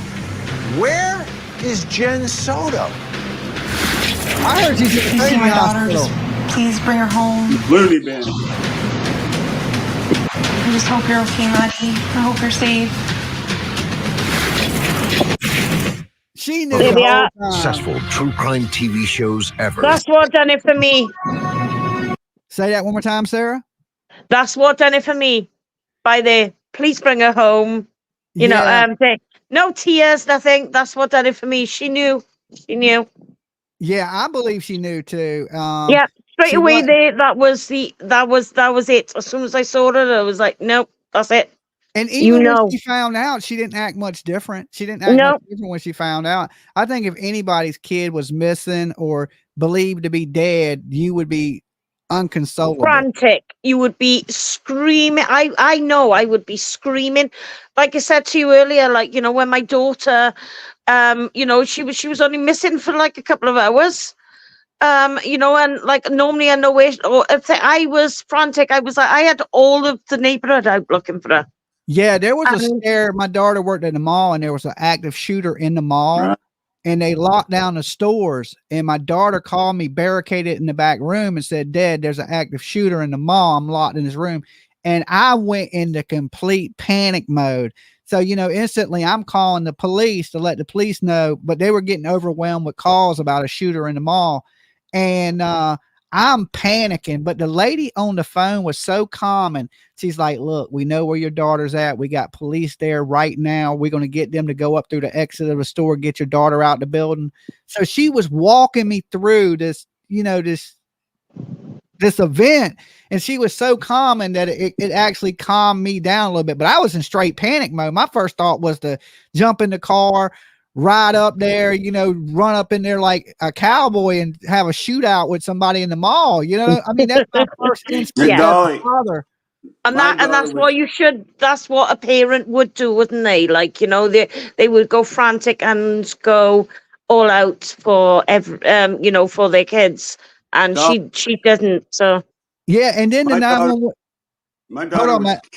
My daughter was kidnapped. Wow. For several days, and by her mother and her grandmother. And they tried to take her to Alaska. And it's a long story. I'll tell it on my channel, but okay. It took me a while to get her back, but boy, I was freaked out. And then the 911 look. So the operator told me on the phone when they went to the back door of the store, because she was locked in the office, which has a back door. They were like, okay, the police officer are at the back door with your daughter now. They've made contact. So as soon as they told me they made contact and the police were with her and they were rushing her out the mall, I was like, thank God. You know what I'm saying? It scared me so bad. So, and I'm just saying that I was frantic. I couldn't even talk. I was shaking, like it scared me that bad. It literally, And that's the difference, isn't it? Look at her there. She's pretending to be like upset and whatever thing. That's not a mother that doesn't know where her daughter is. Yeah. Yeah. And she, she lied and said she's seen her that morning and she definitely didn't see her. Or if she did, she lied about what she was wearing. And the bad thing is they found one of her shoes in the dumpster and the other shoe was in Jen's bedroom. Yeah. Like see, I know she's got something to do with it. I know if not, she was in on it with him, and I can't understand why they are not getting her. It's making me really, really, like, every time I see anything to do with it, I'm like, why aren't you doing it? Why haven't you got her? Yeah. Yeah. Every time I see her face, the first thing that comes to my mind is, why is this woman not in jail? Yeah, every time exactly. I see her. That's the first thought I have is this lady, this hoe here. I'm just needs to be in jail, right? They call she's not even a lady. Don't call her a lady. Yeah. Don't call her a lady. She's not a lady. This monster needs to be in prison, not jail. That's probably better said. Yeah. All right. I just hope you're okay, Maddie. I hope you're safe. I hope you're not hurt. I just hope she's okay. Not a tear, dry as hell. She could do a dry eye commercial. She just hopes she's okay. Apparently. Yeah, no. See? It's bad. She's bad. It's clear. Why doesn't law enforcement they see that and no? Yeah, I don't know. PJ says she will be charged later in her opinion. I've heard Vinny say the same thing. They don't want to charge her right now because then her and Stefan would just point the fingers at each other. But if they go ahead and convict him and then charge her, then they don't have to worry about them two blaming each other in court. And thank you so much, Nina. Nina's been gassing up the Dolly train. There's still room. There's some window seats available. You ain't jumped on the train yet. Jump on the train with Dolly. Dolly got to eat. Okay. So yeah, I sent you a $20. I've seen that. Thank you. Thing, but I had to jump off to do it because apparently it wouldn't let me do it. So awesome. Thank you so much. I'm gonna get me some candy with that. I got this candy. I be craving candy sometimes. I don't know what it is. Maybe it's the time of the year. I'm used to eating candy around Halloween, but I've been crushing some candy lately. I probably shouldn't be eating all that sugar, but I cut out soda. Maybe it's the craving, the sugar craving that I'm having is why I've been craving candy. I usually don't crave candy. But I got this Halloween black cat trying to get in the screen all this time. I'm allergic to cats. It make me sneeze just seeing it. Get out look. It's a big cat too. A big fluffy ass black cat. Oh. But it keeps wanting to jump across my keyboard. I thought you had dogs, man. I do. I have a big dog and a cat. Oh, okay. They get along? Yeah, they sleep together. Oh, okay. They're all buddies and shit. Yeah. All right. When Leilani first went missing, Jen, her mom was very public and spoke to the public and went on television, did interviews as the search began for her daughter who was missing. But since her daughter was found and Stephen Stearns been arrested and charged, we really haven't heard from her. Now, when Stephen Stearns spoke to his father in that jailhouse call, the subject of Jen Soto came up during that conversation. Take a close listen. Carol, I was wondering if you had any updates or anything. Nope, we haven't heard a thing. Just, speculation that she's been hiding, put in an institution and hiding in an institution. At her lawyer's request. Yeah. I mean, are you cooperating with police about her participation in any of this stuff? There's been no opportunity for me to cooperate with anything. Oh, okay. So I heard the same thing, that she was in an institution according to her lawyer. And, is his parents feeding him information like trying to blame her so he blames her? You understand what I'm saying? Mm-hmm. He didn't say nothing about her taking part in anything. It's them saying she took part and him just agreeing with it. Do you think that, from what I've seen of the phone call, do you think they are trying to get him to admit something and trying to be on his side but not on his side, if you get what I mean? Yeah, it's like they're almost saying things that are damaging to him, but at the same time they're trying to implicate Jen into it. Yeah. So he's not the only culprit. Yeah, but do you not think that's a good thing? Or if the more he talks, and I mean, if she did have parts in it, I wish he would come out and say, yeah, she took part. This is what she did. But he said he's not been given an opportunity to tell on Jen. Dolly, how would you feel if Tiff did something like this? I would be horrified, and I pray to God nothing like this would ever happen. But she don't plan on having kids, so she says. Would you be trying to help her? It's hard not to. It's just my kid. I love her. I would try to do what's right and do what I could for within my morals. You know what I'm saying? Would I lie for her or take a charge for her? No. Would I send her money? Probably. She's my daughter. I'd make sure she had things to take care of herself with in there. It's horrible for any parent. And it puts a parent in a real bad situation, because what parent don't love their kid? They may not have never knew him as a monster. They only knew that sweet boy they used to play catch with or would run through the house and play with Legos. You know what I'm saying? They never probably seen the monster that he really is. You know what I'm saying? Sorry, Tiff. Uncle Matt loves you. Yeah. And I guess it's about, how you raise your kids, to not be monsters. It's hard to blame anybody. Like, can you blame Ted Bundy's parents? Can you blame John Wayne Gacy's parents? It's hard to blame the parents because each person is their own individual soul. You try to teach them morals and values the best you can. And as a parent, I guess all you can do is pray that you taught your children well. And sometimes you teach them the best you can and they still take the wrong route, for the criminal route or drugs or, the wrong man or, just any of that. You just got to pray for the best. Once they hit 18, it's really out of your hands, but you just got to hope that you taught them well enough that they'll go down the right path. But you never stop being a daddy, do you? Never. No, that job never ends. It's never, like I said, my kid's 24. I think she's more needy than when she was 8. You know what I'm saying? Mine's 30, and every time she gets upset and cries, she calls daddy. Yeah. And me and Tim, Connie, thank you so much for your super sticker. That is awesome of you. Yeah. Once you're a parent forever, and it's still your baby, no matter how old they are. My daughter's 24. I still picture her as the little toddler running around the house. You know what I'm saying? And even if she chopped up 10 people right now, she'd still be my baby girl. She'd just be my baby girl axe murderer. And I would add her mask to my collection.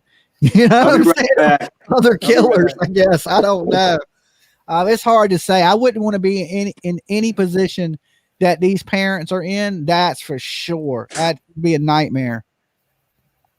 So you got to feel bad for them a little bit. But some people are like, well, you raised that monster. You're responsible for the way he is. A lot of people believe a lot of this stuff is learned behavior. I don't know. Like, what, was he molested as a child? That's one of those questions he would have to answer. You know what I'm saying? Like, where did he learn this behavior to think it's okay to hurt other kids? Was he hurt as a kid? I mean, that may explain a lot about his mentality, so a lot of times the abused become the abuser. But if that does happen to you, you got to break that vicious cycle so it don't continue. You don't want to be the person hurting people just because you were hurt. That's your girl? That's my girl. Awesome. I don't kid. have no baby pictures right handy in reach. I got some in my bedroom, but I don't have none on me. This is her. There you go. Oh, and there she is grown. Yeah. Beautiful. Awesome. She is pretty. Ugly ass like me had a pretty girl. That's like what I say too. Like, I say the same thing. Like, I'm crazy as hell, and so is Tiff's mom. And Tiff is like so PC and polite and correct and nice. And I'm like, she didn't get none of that shit from us. You know what I'm saying? I don't know where she got that from. But it just shows you two idiots can have a smart kid too. That's how I look at it. Tiff's smart as shit. I'm like, I'm dumb as a brick. My daughter teaches autistic kids how to speak and become verbal and all that stuff. Yeah. And Tiff is more goal oriented than I was when I was young. Like, she's like, I don't know. She just has more drive than I do. So they're somewhat like you, but then, like I said, they still have their own personalities and they're their own people. So, and just raise them right, and hopefully they don't become serial killers. Amen. Okay, so she's in an institution. At least there's speculation that she was in an institution. Jen Soto, have some sort of mental breakdown, which brings us to our next question, which is, I think everyone's been asking, where is Jen Soto? Where is she? Where did she go? How is she doing? Still with me, editor for the Osceola News Gazette in Orlando. And he was in the courtroom to see Stephen Stearns, Ken Jackson, and also clinical forensic neuropsychologist, author of the book New Rules of Attachment, Dr. Judy Ho. All right, Ken, you were in the courtroom. Stephen Stearns finally showed up for one of these, and I know you got to... Let me get an autographed book, Ho. Yeah. We have a picture of him because we haven't seen him. Was Jen Soto in court that day? She was not, and frankly, I think it was kind of a surprise to see Stephen Stearns in court. I was not expecting that. I was going there to hear from the defense and see if there was anything that we could ask counsel. I was going to go down there and see him in court myself, but PJ told me, hey, he's waived his right to showing up at court, so he probably won't be there, and it's just to be a waste of trip of you going there and he not be in court. And I was like, yeah, you're probably right. So I didn't go, and damn if he didn't show up. What I have heard I've heard the speculation too that she's in a mental institution. Thank you, Mama Fee. More plausible that she's staying with family. What I have heard on good confidence is that her lawyer or her legal team has instructed her to, quote, stay lower than low. So, but yeah, we did see, like I said, it was kind of a surprise that we saw Stefan in court at his hearing. The hearing itself lasted maybe 10 minutes. He was let in literally right before his case came up. He's stood there to hear charges and hear that there's about 100 and some depositions that need to be taken, and very few of them have been. And he was there in front of the judge, and when the hearing was over, he was let out almost immediately. Any observations? Did he speak at all? He did not speak, didn't really show any sort of emotion. He was present, is the best word I can use. Wow. He was there. I don't know, hair was Sammy. neat. Beard was trimmed, because we've seen him we've seen that beard sort of in different stages. But you know, like I said, I wasn't aware he was going to be there until literally when they led him around the corner to the jury box. He sat for a minute or two. His case was called. He stood up. He approached the microphone, but he did not speak. All right, Dr. Judy Ho, let me ask you first, Thank you, Hayden. if any of that speculation is true that she's institutionalized or in an institution, how do you end up in one? How do you get out? And what are sort of the parameters of that type of treatment? Well, there's different versions of a psychiatric treatment center. Some of them are lockdown centers where the person cannot leave. They don't have the decision-making to leave possibly, or it's just the policy of the facility that, you know what, you are here and it's involuntary. That's very hard to do. It takes a high legal bar usually for that to happen. And the treatment providers actually have to go to court and ask. Okay, somebody said World War III is coming. Today we are celebrating Halloween, okay? The best holiday of the season. I don't think World War III is coming. I think we will have a new president soon and everything will calm down a little bit. And they're all buddies. They all the 1% elite, okay? They're not going to destroy the planet, because if they do, they can't take your money, okay? It's all about the Benjamins. Remember that? So they're not going to kill us all, because if they do, how are they going to get all their tax money? So don't worry about it. We're going to live forever. All right. Ask for that. Most of the treatment centers nowadays, even if they're called psychiatric institutions, are actually leave at will. And certainly if somebody loses their child, that could cause you to have essentially a psychological breakdown. You'll need this kind of intense treatment. But I guess there's a small part of me that's a bit of a cynic, and I'm just hoping that that is not something that's done on the advice of the lawyer to make it look like, look at this is a grieving mom. She's too incapacitated to even deal with all of this. Please have pity on her. I don't know which version of the story it is right now, Vinny. Maybe I've been working with you too much and hearing these stories too much, but I hope it's not the latter. Yeah, exactly. I want to play one other piece of Jen's interview, because this one, I can't get this out of my head. And everyone, anytime we talk about the story, always talks about Jen's potential involvement in all of this, what she knew, when she knew it. So let's play it one more time. This is from her police interview, and the name Woody Allen comes up. Yes, she knew. I've always told him that my biggest fear is that this would turn into a Woody Allen situation where the stepdaughter or the dad grooms the child, and the child then turns 18 and ends up running away with him. I told him like that was my biggest fear, and I don't ever want that happening. Like, you can't do that to me. Like, why would you say that? She was worried about herself and not her daughter. She didn't want that to happen to her. You're right. All right. Hey, you're back.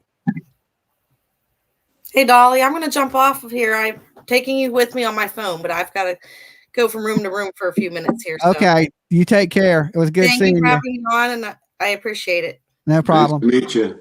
You too, guys. Bye-bye. All right. Did you want to tap in at the bottom, Maya? Mia? How do you say your name? Yeah, like Mia. Mia. Okay, Mia. All right. So she definitely knew something was going on. She was more worried about her being left than the safety of her daughter, which sounds pretty horrific if you ask me. She was afraid that Stearns and Maddie would run off together. Yeah, that's what she was worried about. And that means you knew there was the possibility that he was messing with your daughter, or you wouldn't have had those concerns. You had to have known if that was a concern of hers. Well, I said possibility, but yeah, she knew. I truly think she knew, and not only did she know, but she was actually taking part in some of it. Yeah, and she did. And I reckon. Sorry, can I just jump in here? Yeah. Right. Going back to my case years ago, my older sister was over the age of 16 and was having a relationship with my stepfather, and my mother knew about it, and this is what she admitted to the police. She admitted that she knew they were having a relationship. She was very jealous of their relationship, but she didn't she denied that he was doing anything to me and my other sister at the same time. Yeah, and then she stuck by him, and also stuck by her daughter, her older daughter, who was having a relationship with him.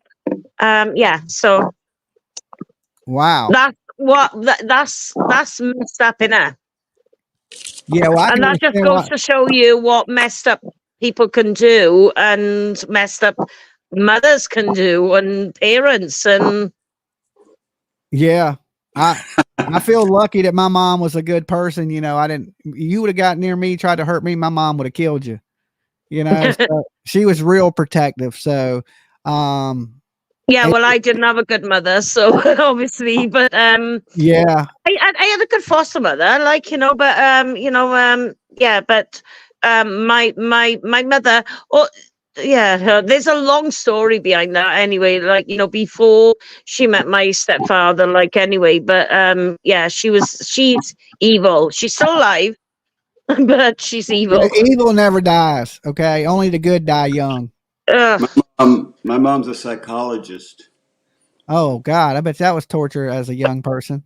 She had little white mice. She had little white mice and everything when I was a kid, doing like experiments and shit. Okay, so she was trying to shrink your brain as a kid, huh? Oh shit. That's why it turned out so good. Can I ask the lady a question? Say what now? Say it one more time. Can I ask the lady a question that was speaking? Did you make out what she said? It kind of broke up a little bit. No. Can you? Say it again. Can I ask the lady a question that was speaking? Yeah, she said, "Can she ask the lady a question that was speaking?" I heard it that time. Okay. Were charges brought from your mom for her name? She asked, was charges brought up on your mom for the abuse? No. That's ongoing. Well, that's good. Try to get justice if you can. Yeah. Ongoing for my mother, only because I wasn't in the right mind or the right place at the time because I was young. And when I got older, I decided to press charges against my mother, and now it's happening. Okay. That's great. Yeah. All right. So. Because I never trusted. I grew up being told never trust a man. My mom put that in my body. Never trust a Well, you didn't listen to your mom. She said she grew up being told never trust a man. She didn't listen. Not only did she trust a man, but she put a man before her daughter. Right. Which is horrible. And I'm a dude, and I'll tell evil. you don't never do that. Yeah, I mean, I'm a man, and I'll tell you that. Like, you should if I'm in a relationship and you picking me over your kid, it shows me right there that you're not the best parent. I'm always going to pick my kid first. It's just the way it is. That's my blood. That is an extension of me. Me and Mrs. If you're with a person that won't let you pick your kid first, you're not with the right person. Me and Mrs. Mab had a little contention in the beginning because I had always sided with my daughter. Uh-huh. And she didn't like it, but I said, "Hey, that's my daughter." Yeah, you can't help it. It just is what it is at that point. You have to accept it. You got to be willing to accept, hey, this person, like, I believe PJ's kid becomes before me, and just like Tiff becomes before her. Like, it's just is what it is. We got to put those people first because we brought them into this world. And as a parent, that's what you're supposed to do. Not that I overlook PJ. I care what she says too, but we got to find a happy medium in that. She eventually, everything gelled, and now my daughter goes to Mrs. Mab for more advice than she does her own mother. Yeah, and Tiff, she loves PJ to death, so and you got to treat the other person's kids good, if you love this person, you're going to have to love their kid too. That's the important thing. And if you can't, then you don't really love that person, or you accept them for who they are and what they have that comes with them. It's a package deal. Yeah. And I treat PJ's kid just as good as I treat my kid.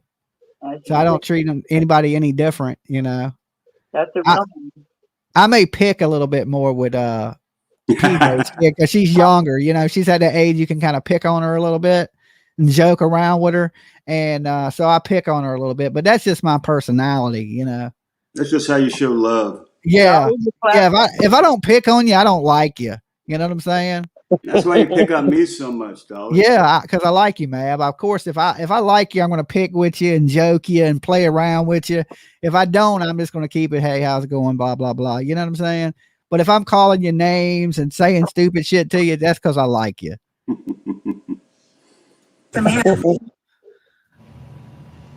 I can't get over this statement. Dr. Judy Ho, you know, it's like Dr. Judy Ho, that name kills me. She's saying that she's always telling herself, watch out for the Woody Allen situation. And thank you so much. The abuse was happening under her roof. I can't put those two things together. If it's something you've thought about, if you've actually thought about it, and then it actually happens and you're oblivious to it, is that possible? I have a really hard time believing that it is, Vinny, because as you've already covered, they were bed sharing for a long time. So if you have this suspicion and your mom said, never trust a man, and you're thinking in the back of your head that this could potentially be a Woody Allen type situation, why would you allow your boyfriend to cope with your child who is vulnerable to? Amen, Ho. Amen. I'm saying the same thing, right? I've been saying the same thing. If you thought this in your mind, why would you allow it to happen? You thought it and you watched it happen, right? But you know, did he think she thought he was going to run off with her? You know, maybe she didn't think he would kill her, you know? I agree with the Ho. I don't even believe that I believe she knew that he killed her, and I believe they were in it together, because look at her on her interview. She wasn't worried. Yeah, you're absolutely right. She wasn't crying. She wasn't. I would be hysterical. Any real mother would be hysterical, wondering where her daughter is. Yeah, no. Okay. She knew. She knew. You guys exactly what your mom was trying to unalert Maddie.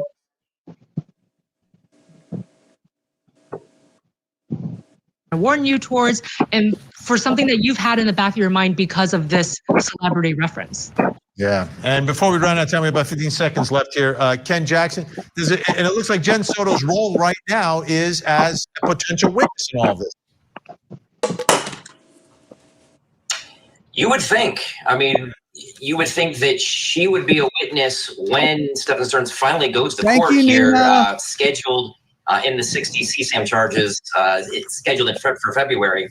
You would think her testimony would be key in convicting Stephen Stearns. Absolutely. Big thank you, Ken Jackson, Dr. Judy Ho. Appreciate it. Wow. Jen Soto's not been charged with anything. And police say she's not a suspect. In fact, she is, as Ken said, likely the most important witness in the death penalty case against Stephen Stearns. Now, despite that, many in the public have questioned her actions, and it's very likely that the jury will also question her actions. But thankfully, none of that will impact the case against Stephen Stearns. I'm Vinny Politan. We'll keep digging for answers. All right, there's good old Vinny. Now, me, myself, I think she should definitely be charged with something, and it looks like she ain't going to be, which, basically, if she was a accessory to this or she had any parts in this, she's not going to be held accountable for what she's done. PJ says she's going to be charged after Stearns. Yeah, that's what they believe, so they don't point the finger. I've heard Vinny say that, but he's not even going to court till late 2025. So we got about a year almost before he even goes to court. What do you got over there? You got some pie? What is that? Yeah. Okay. Oh, that pie looks good too. Is it pumpkin pie? Baked yet, is it? It's a Dutch apple. Is it apple pie? Yeah. Sarah Lee. Ooh, Sarah Lee, apple pie. Ooh, it looks good. That's making me hungry. How is Jen a star witness if she doesn't know what you're saying? Yeah, I mean, she says she slept through it. She was on medicine and smoking weed, and so it knocked her out. I guess her bipolar meds, anxiety meds, and she slept through all this bad behavior. She don't make a great witness. She didn't make a great witness when her daughter came up missing. She didn't know what she was wearing. She lied about the things she did say, which is horrible. And real justice for Matt. I mean, she's gonna get justice from Stephen Stearns, right? But she really needs justice from her mother. Real justice would be both of these people go to prison for the rest of their damn life. Would be real justice. 100%. But can you imagine being in that big room, knowing mommy's next door, it's not helping you? So before I get out of here, we've been talking about this, Jen Soto stuff for a good 2.5 hours. So I want to touch in a little bit on the Delphi murders. Okay.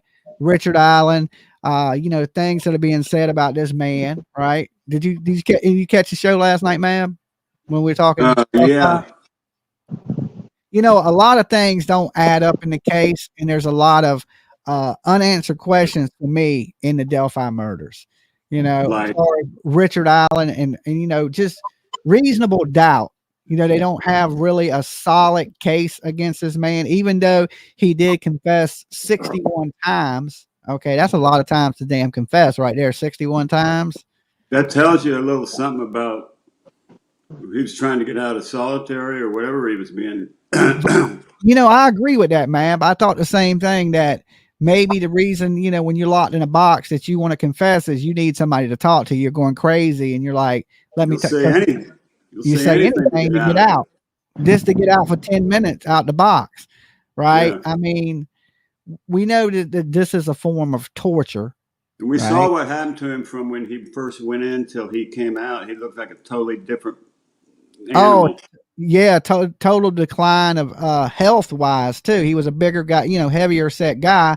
Time he hit court, he was skinny as a rail, looked like he was a walking corpse. And mentally, he has to be a shell of his former self. Yeah, and when they first, arrested Richard Allen, he said that he had been at the bridge earlier that day, and that he had nothing to do with the deaths of those girls, and that he wasn't going to confess to a crime he didn't commit. So they were already trying for fish. Didn't he say fish? That? I believe Looking so. For fish? Yeah, I believe so.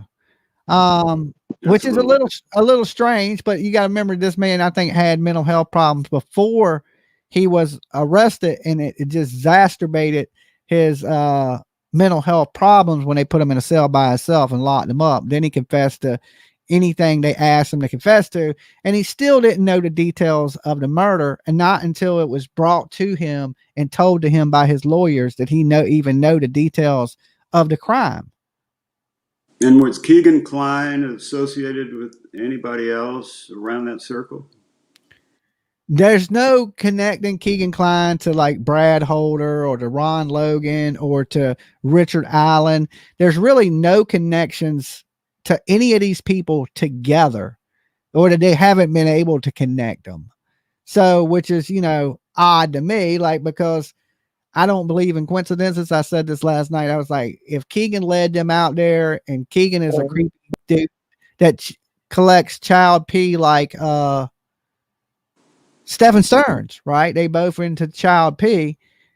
And you see that this dude in the child pee killed this little girl. It's not a stretch to think Keegan Kline's in the child pee. He may have killed these little girls. Yeah.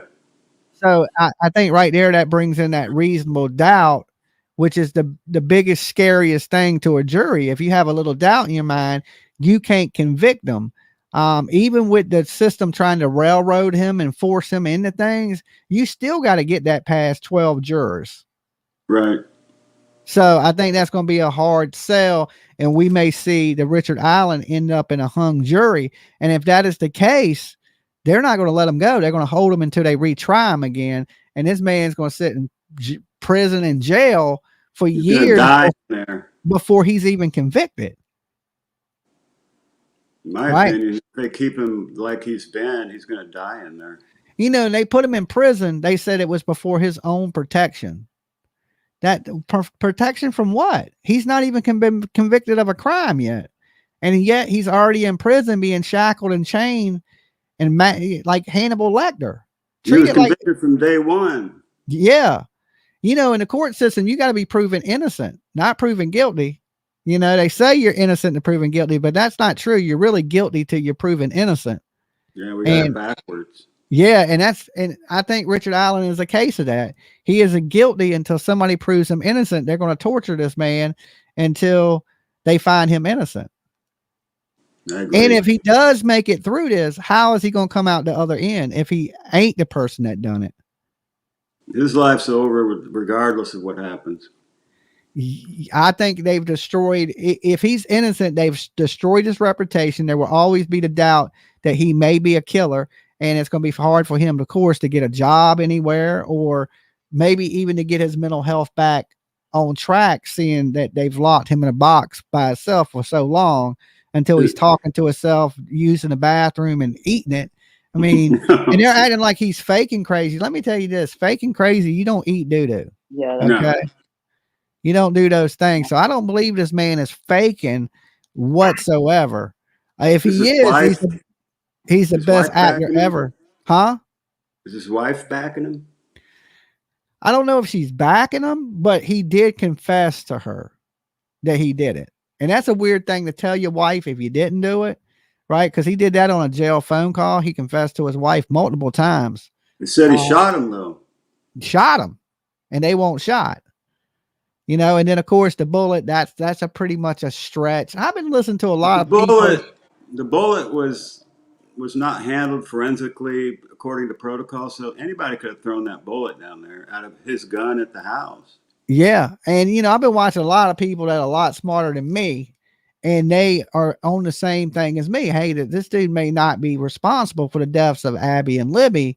I mean, I know the state wants them to be guilty, but just because they want you guilty don't mean that you are guilty. And there's a lot. Them small towns in Indiana can, you know, they can do some shady shit. Yeah, and my thing is why rush it? Why push it so hard when it you know, this shit happened 7 years ago? Why are you so desperate for conviction now? You wasn't that desperate 3 years ago, 4 years ago, but now you're like, okay, it's like they got tunnel vision that this guy is the guy, but they don't really have solid proof. You know, you can say anything in this world, don't mean you did it. Like I can say right now that I robbed 700 banks and I'm a millionaire. That don't mean, and then they come and arrest me for bank robbery and say, well, you said you robbed banks, but you got to prove it. I could be lying. I could just be making up shit to sound cool, right? I could be making that up because I want attention, you know, and you really got to prove that I robbed these banks, but you say the wrong shit in this world, your ass is gone and done, right? And plus, I didn't rob no banks. That's for anybody that's listening. I ain't a bank robber. I wouldn't be so broke. Okay, I wouldn't be so broke.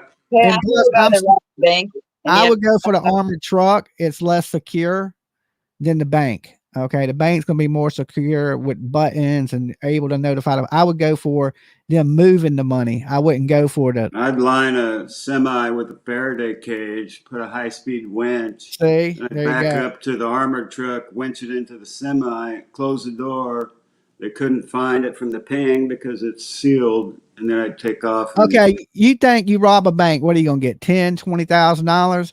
I could go rob a rapper for one of their chains that's worth fucking $300,000. You know what I'm saying? Why would I go risk running up in a bank when there's way more money out there that's unsecured, right? With better chances of getting away with it than, you know what I'm saying? Just, you know, there's other ways of robbing that you don't got to take a chance of robbing a damn bank. So I damn sure wouldn't rob a bank. Like how they showed him for his game. Yeah, I mean, you could start, you know, B&E millionaires' houses, and you would come up with more money than, you know, than you would run it in a bank. Plus, they got them dye packs. They got tracing devices in the money. They you ain't getting away with bank robberies. These cameras everywhere. Cameras, yeah. So there's way more stuff out there that's unsecured and taking a chance of. My bank got robbed twice, so they put in those doors where you have to. They buzz you into one door, and then you're locked in a box. Yeah, So they scan you and they let you in the second door. Yeah, technology, is getting like I have been involved in an armed robbery. Not that I took part in the armed robbery, but I was in a convenience store, a gas station that got robbed. And I'm thinking to myself, like, if you're going to rob a gas station, you might as well rob the armored truck. They're going to put you in prison for the same amount of time. Robbery's robbery. You know what I'm saying? Don't matter what you rob. And what are you going to get from a convenience store? $25, $30, right? Why people would. That just shows you how stupid criminals are. Exactly. Any smart person would know better than to do any of that, right? They're just looking for their next hit of dope, I guess. Yeah, they're looking for their next hit of dope. And I walked into an armed robbery. I walked into the store. Look, the crazy thing was, I don't know if I've shared this story before, that there was a cop outside the store. And he was hid behind the ice machine, and he was trying to holler to me not to walk into the store. And I looked over at him, and he was like, psst, psst. And I was like, fuck that. And I just walked right. It made me go quicker because I didn't want to act like I didn't see the cop. Right. I just went into the store. I walked in and I grabbed a milk and a honey bun. And I walked around, and there was a line to get to the cash register. And there was this young black woman with her 2 kids. And when I walked up, she clenched her kids like she was scared of me. Right. But it wasn't me she was scared of. She was scared that the robbery was going on, and she seen it. I didn't even know it was happening. So when she clenches her kid, it draws my attention. Like, why is this woman scared of me? Right? That's what I'm thinking in my mind, that she's scared of my ugly ass. And then she looks at me dead in the eyes, and she cuts her eyes like that to the robber. And then I look over and I go, holy shit, I just walked into a damn robbery. And about that time, the dude ran out the store, and the police tackled him in the parking lot. So he didn't get past the parking lot, but yeah, I walked right up into it. And then the police comes in there cussing me out, talking about you could have got killed. You could have got other people killed. He's like, I tried to get your attention. You didn't pay me no mind. I was like, I didn't see you. He's like, you seen me. He's like, you seen me. I was like, I did see him too. I just was trying not to. I thought he was messing with me for something. You know what I'm saying? I didn't know what was happening, but yeah, walked right up in a damn store. And that store set right across the street from the police station. It's even worse. Who the hell picks a store across the street from the police station to rob? Dumbass criminal. A dumbass criminal. He was a young guy. He couldn't have been no older than 22, 23 years old. No mask, no nothing. Armed with a gun. That's a deep move. Yeah. So the criminals ain't the smartest people. Like Stephen Stearns thought he was smart. He wasn't smart. You got, Richard Allen. You would think they would have more evidence in this day and age against that man than they do. Hey, look, I want to thank you for coming up, Maya. Mia. Mia. I had it right the first time. Mia, thank you for coming up. Thank you guys for hanging out with me. I'm going to get ready to get up out of here. Okay. Come up, Mab, investigate. All right, hold on. We had Carla come in. Hey, Carla. How's everybody doing? Did you want to tap in on the stuff we talked about real fast before I get out of here? Yeah. 1 second. Oh, what? Oh, I had you streaming in the background too. Yes. Okay. So I think definitely Jen needs to go to jail. She had awesome. a play in that. She didn't even try to help her daughter. Honestly, in that interview where she's sitting there, she's all bug-eyed, and they're like interviewing her where she's like, help me, I hope you're safe and stuff like that. I think that she was scared. I don't think that she was sad. I think she was scared because she got caught. Yeah. She knew something was about to go down. So, but she needs to go down too. I agree with you on that. And Turtle Gang asked, did you get the honey bun? No, or the milk, because they closed the registers. I had to go to a different store. So when they robbed the store, of course they closed the store. So they shut the registers, and they didn't ring nobody else up. So no, I didn't get the honey bun or the milk in that robbery. You could have just walked out with it. I know the cops were there. You know what I'm saying? Like, I already paid for this. yeah. There was a bunch of cops there. It was like 20 cops there. The time that dude ran out the store, there was like 10 cops on the side of the building waiting for him to open that door. So as soon as he ran out, they tackled him like a football team. So, yeah. You got to be careful when you walk into a convenience store these days. I mean, people are crazy. We got serial killers, spree killers, mass murderers. You just never know. I could have walked in and startled that guy and he shot me or something. I'm just glad that didn't happen and everything worked out, okay. And he was arrested and nobody was hurt. Got a pack these days. Central, well, a guy, he was trying to like kidnap women, and he came into my store one time because I worked at a gas station, and he had like a craft done, and I immediately got Bundy vibes when he came in. He's like, "Oh, maybe can you help me down my tank?" I said, "No." He's like, "Can you help me put air on my bike in the back?" I said, "No." And then like 2 weeks later, a friend of mine said, "Oh yeah, I tried to two women in two different events." I was like, "Wow." You're so low. I can't hear what you're saying, and it's breaking up so bad. I have a horrible reception. Can you hear me now? Yeah, better. Well, there's this guy who worked at a gas station, and he came in with like a quick cash, and he's like, "Oh, can you help me find my tank?" I was like, "No." He's like, "Can you help me put air in my tire in the back?" I said, "No." And then I found out 2 weeks later that he's trying to abduct women. Oh yeah, he was trying to get you to help him. That's the same thing Ted Bundy did when he was kidnapping women. Is he would act like he had a broke arm or something. Hey, can you help me? One time he asked Leigh to help him get his boat, and he kidnapped her and chained her up in the Volkswagen. But yeah, you got to be really careful. There's a bunch of crazy people in this world. But look, guys, thank y'all for coming up and hanging out with me. Hey, Carla, it's good to see you. It's good to put some of y'all's faces to your names. This is pretty cool. Yeah. So, and I'm going to do more of these during the day. And of course, at night, I'm going to do my call-ins, true crime call-ins at night, but I plan on doing more panels during the day. So make sure you guys come up and join me again. Okay. Awesome. All right, guys, y'all be good. All right. Happy Halloween. All right. Peace. Bye. All righty. So yeah, we're going to try to do more panels during the day. Right. So I can get more, you guys up here and hanging out with us. And, we get different views with, you just don't got to hear Dolly's opinion on everything. You get a little bit of everybody's opinion. And so during the days, cause I've been getting up earlier, so we're going to do panels during the day. And of course I'm going to do my live call-in show at night. Everybody don't like to come on panel, and you don't always have to show yourself. You can always go to a thumbnail like this, once I know it's you. So you don't have to show yourself if you don't want to be seen on screen while we're doing the live panels. You don't have to be seen. I usually ask people when you're in the backstage to cut your camera on for 1 second so I can see you. And then once I know you're a real person, you can turn your camera off, jump right in. So we're going to do more of these during the day. And of course, at night, I'll be back later tonight with you. Like I said, me and PJ will be. I don't know exactly what time because we got to run some errands today.